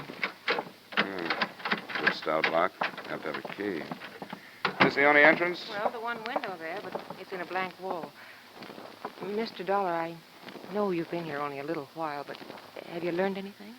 Not much, but all of it looks bad for Dan Blake. Can't believe it. I just can't believe that Dan would do a thing like this. How well did you know him? Evidently not well at all if he stole the money. We're the same age, found something in common working here together. I've had dinner with him occasionally, going to the beach. Know if he was in any kind of trouble, debts or anything? No, I thought he was very happy and comfortable here. He seemed to be. Where's this safe now? It's under the rug near the desk. You have to lift the corner of the rug. Oh. Did Dan Blake know where it was? Oh, yes. Everybody trusted him. He'd been here for years. Did he know the combination? No, I don't think so. Uncle Floyd handled the cash. Could he have memorized it? Well, I don't know that either. I hadn't given it a thought. I guess we can put the rug back. Oh, I forgot to get Blake's address from the police. You happen to know what it is? Oh, I've forgotten. It's somewhere on Sampaloc. I can find it on the payroll. It should be right here. It'd be too easy to find him there, wouldn't it, Mr. Dollar? Much too easy. Thought I might pick up a crumb or two. Oh, here it is. 307 Sampaloc Street. 307 Sampaloc. Thanks. Tell Mr. McDonald I was here, would you, please? And that I'll be in touch tomorrow.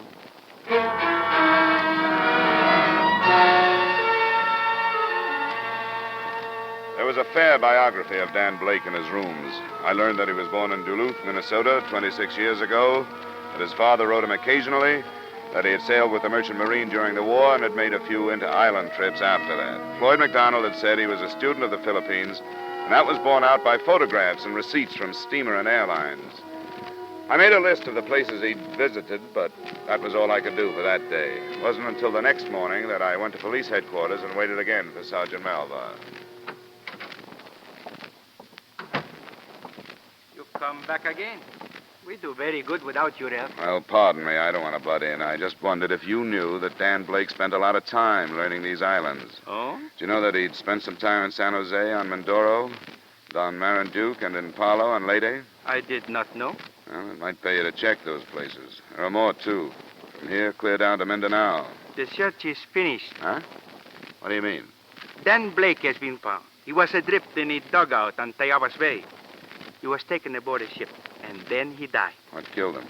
He was shot many times. What about the money?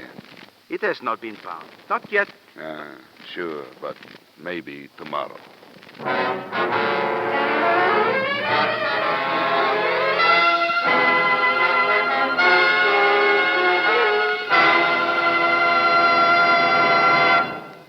We'll return you to the second act of yours truly, Johnny Dollar, in just a moment.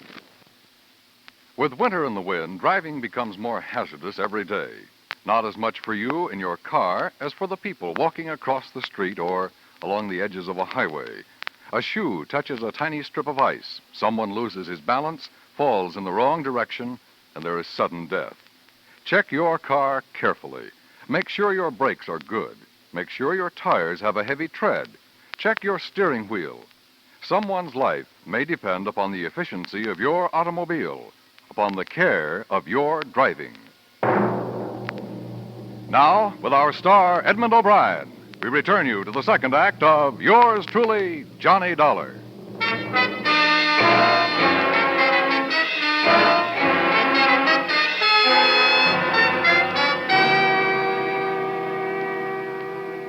Sergeant Malvar, Manila Police, was again taking his inimitable approach to a subject, believing what he wanted to believe.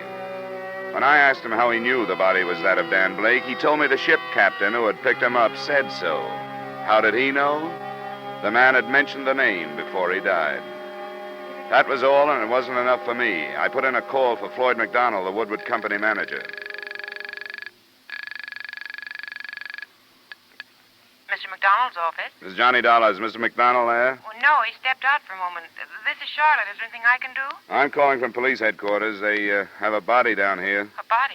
Picked up by a ship someplace. They claim it's Dan Blake, but there wasn't any identification on him. You tell Mr. McDonald I want him to come and look at him? Yes. He should be back any minute. I'll tell him to come right down.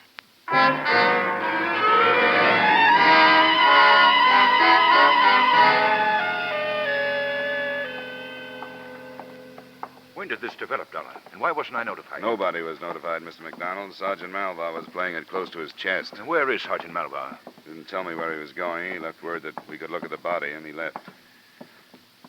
My name is Dollar, Corporal. See, you go in. Thanks. I know this is unpleasant, but we have to find out. Good Lord. Is this Dan Blake? Yes. Yes, it's Dan. Cover him up, please.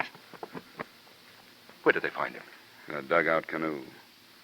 Someplace called Tayabas Bay, I think. Yes. Tayabas Bay, southwest of here. Who found him? A man by the name of Kovar. He's the captain of an inter-island schooner. Could we leave here? Yeah, sure. What happened, do you know? Well, not firsthand. He'd been shot in the back 4 times. He was alive for a short time after Captain Kovar picked him up. The money has not been found. I see. Then there's no explanation yet. Not that I know of. The schooner is anchored offshore just south of the Pasig River. You know where that is? Yes. I'd like to talk to this Kovar. I guess I can hire a boat to take me out there, huh? I'll drive you down to the docks. As a matter of fact, I'd like to go with you. Well, it's a good idea if you have the time. Well, I'll take the time. That's my car there.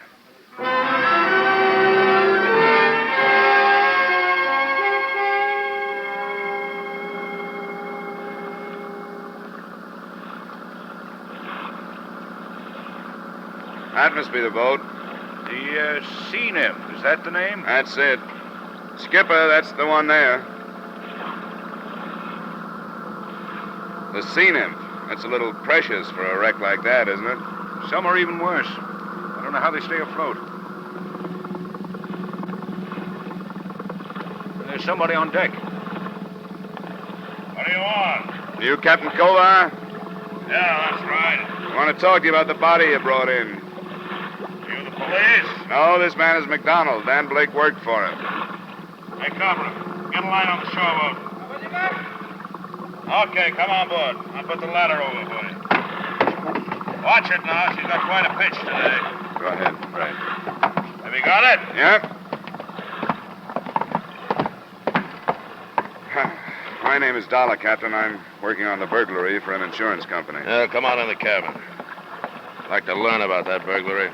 All that police sergeant would tell me is that I got the money and I better give it to him. Well, that'll take some doing.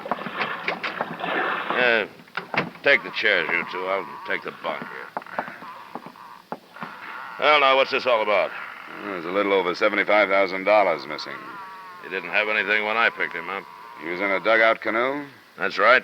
Looked like a Moro craft to me. Oh, I see what you mean. No, it was empty. I looked it over. How long did he live? Oh, 15, 20 minutes. Maybe not that long.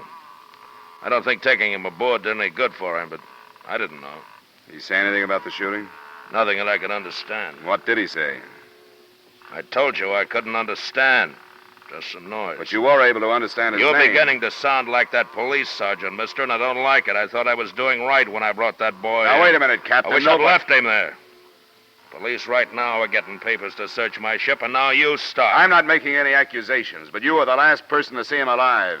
I'm interested in what he said. Well, he said Blake. Blake. That's all I can understand. Tell you the truth, I wish I'd left him there. But you know what I think? What's that? If he went from Manila to someplace on Tayabas Bay where he had his dugout, plenty could happen. It's about 60 miles. You heard about our Hucks, our rebels? Yeah, I've read about them. They're a bunch of cutthroat scum, and they don't think twice when they get the chance to kill an American. $75,000, so much the better. What do you think, Mr. McDonald? Well, certainly a possibility. The Hucks are active. I guess there's not a chance of putting our finger on it if that's what happened. Not a chance. All right. Then let's leave that possibility until the last.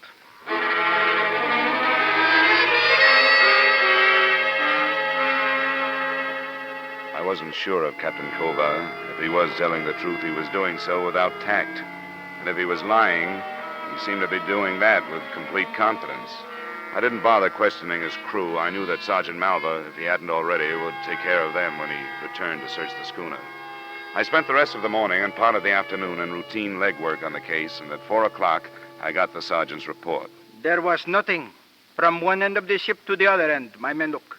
I know it is there, but it was not found. Did you talk to the crew? Yes, I talk myself to them. They do not hear Dan Blake say anything. The captain is the only one who hear him. What have you done with him? What is there I can do? Nothing. I leave his ship, and that is all. Huh? What now? What now? There is nothing now. So the Hawks killed him. Then that is all. I learned a few things about Floyd McDonald this afternoon. So? He's up to his neck in debt. Did you know that? So?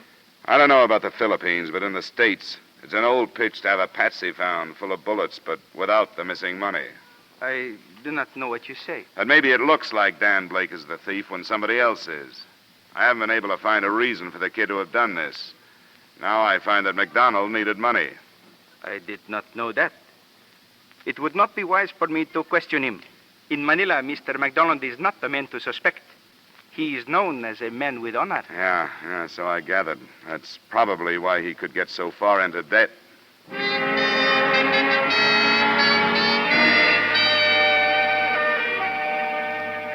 I didn't think it would be wise at that point for me to question Floyd McDonald either.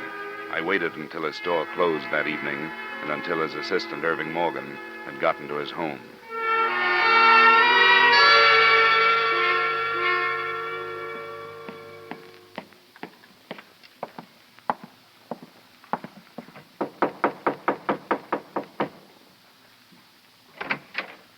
Good evening, Mr. Morgan. Oh, hello, Mr. Dollar. I've been thinking about you. Come on in. Thanks.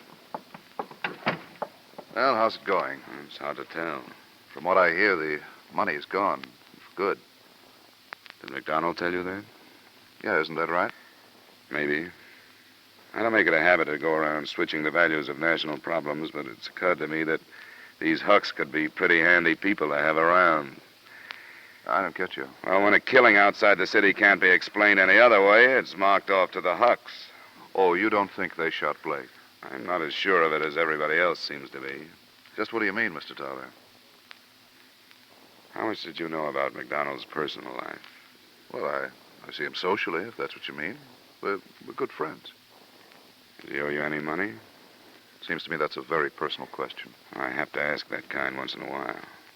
I've learned that McDonald owes a lot of money to a lot of people. 1,000 here, 1,500 there. Loans, gambling debts. He'd be ruined if this became common knowledge, Mr. Dollar. He'd lose his position, everything. How far do you think McDonald would go to save himself? Are you telling me you think Floyd arranged this theft? Well, it's something to think about. And killed Blake to Oh, no, he didn't. You're sure of that? He couldn't have. He's not that kind of man. He might be desperate, yes, but he'd never do a thing like that. Would he be at home now? I don't think so. It's only 7. He usually has dinner at the club. What club? The Merchants Club. Mr. Dollar, don't question him down there. Wait until he gets home. All right. I can count on you not to tell him I'm waiting for him. You certainly can. I want to stay as far away from this thing as possible.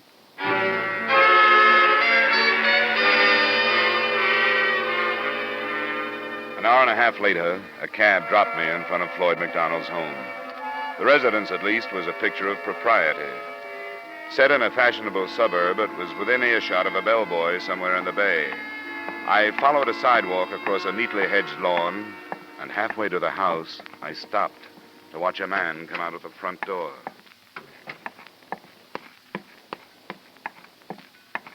Captain Culver. Who is it? What do you want? What are you doing here? Forget it. Well, I can't. What's your part in this? Never mind. Forget you saw me. Come here. Culver. Get off. Get off. Culver. Culver.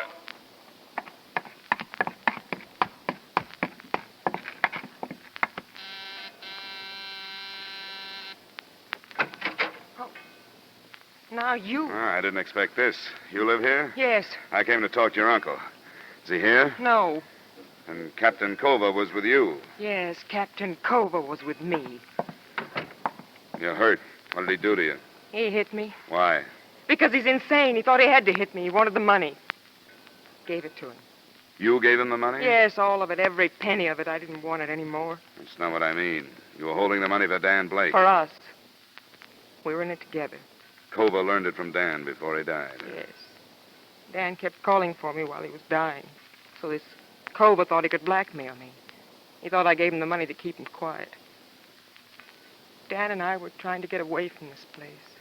Have a life of our own. We tried. Now I don't care what happens to me. Where's the telephone? Through that door, but you don't have to call. I'll go to the police by myself. I just wanted to wait till Uncle Floyd got home. I'm not worried about your personal problems, Charlotte. That's not my job. Culver and that $75,000 is all I want.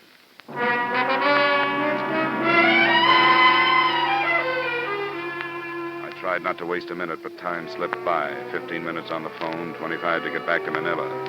When Sergeant Malva finally arrived at the harbor police dock, a boat was ready for us. Come as quick as I can. His ship is not at anchor? I checked it. He moved out about 20 minutes ago. We go then. Kami ay handa na.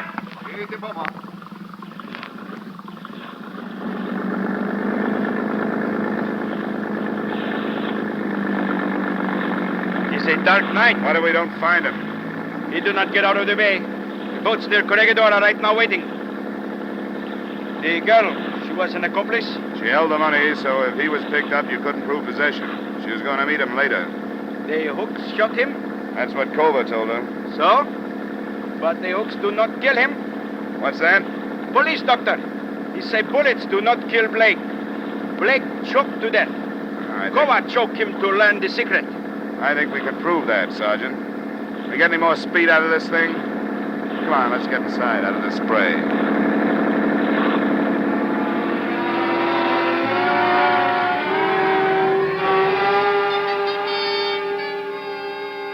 A 20-minute start isn't much when a schooner with auxiliary power is matched against a police boat. With our speed and the beams from 4 searchlights fanning out around us, we covered every possible course that Kova could have set. It took us less than 30 minutes.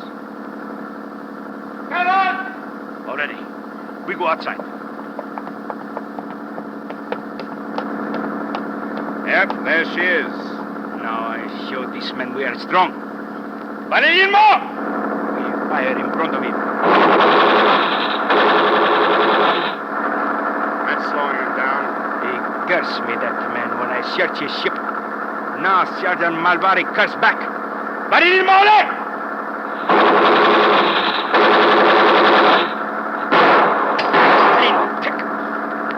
Crazy? Got one of our lights. You'd better douse the others before he smashes them. Patayimo! Aguila! It's crazy. That depends on whether the doctor works for him or not. All I can see is his weight now. Do not get away. Tayo pamanik sa barko nila! We move in right now. Go on board. That engine started. He's shouting something. Captain, come on! There is no use to fight. We come aboard. Abra, get that engine started. Get it started. The crew's turning on him. You won't, won't you? All right, you won't.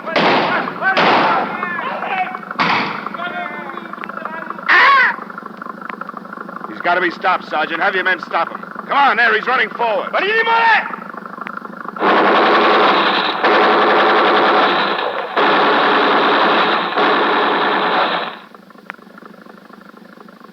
You are my witness. The officials do not like the killing of accidentals. I'm your witness. Now, if you'll put me aboard, I'd like to find that stolen money.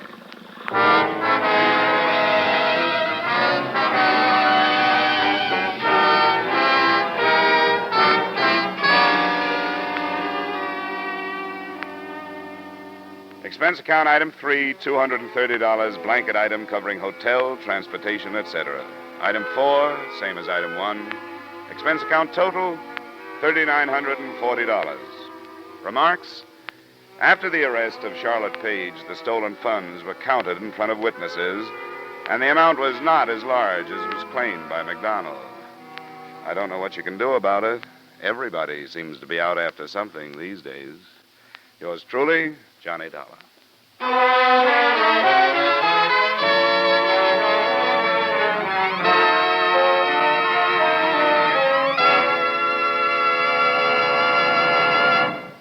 Yours truly, Johnny Dollar, stars Edmund O'Brien in the title role and is written by Gil Dowd with music by Wilbur Hatch. Edmund O'Brien's latest picture is the Paramount Pictures production, Warpath. Featured in tonight's cast were Bill Conrad, Lillian Baeff, Robert Griffin, Bill Johnstone, Hy Averback, and Jack Crucian. Yours truly, Johnny Dollar, is produced and directed by Jaime Del Valle. This is Dan Cubberly inviting you to join us next week at this time when Edmund O'Brien returns as... Yours truly, Johnny Dollar.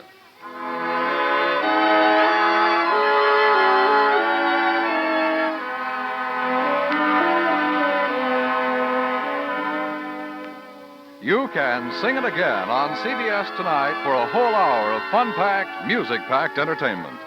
And maybe Dan Seymour will be calling you to solve one of the tuneful little riddle songs that lead to a chance at radio's largest cash jackpot, $5,000, plus 10,000 more in wonderful prizes. Alan Dale, Judy Lynn, Bob Howard, the Riddlers, and Ray Bloch's orchestra are on hand to sing and play the riddle tunes leading up to Dan Seymour's coast-to-coast calls. Be listening again later tonight when Sing It Again comes along on most of these same CBS stations. Now stay tuned for Von Monroe's Caravan, which follows immediately on most of these same CBS stations.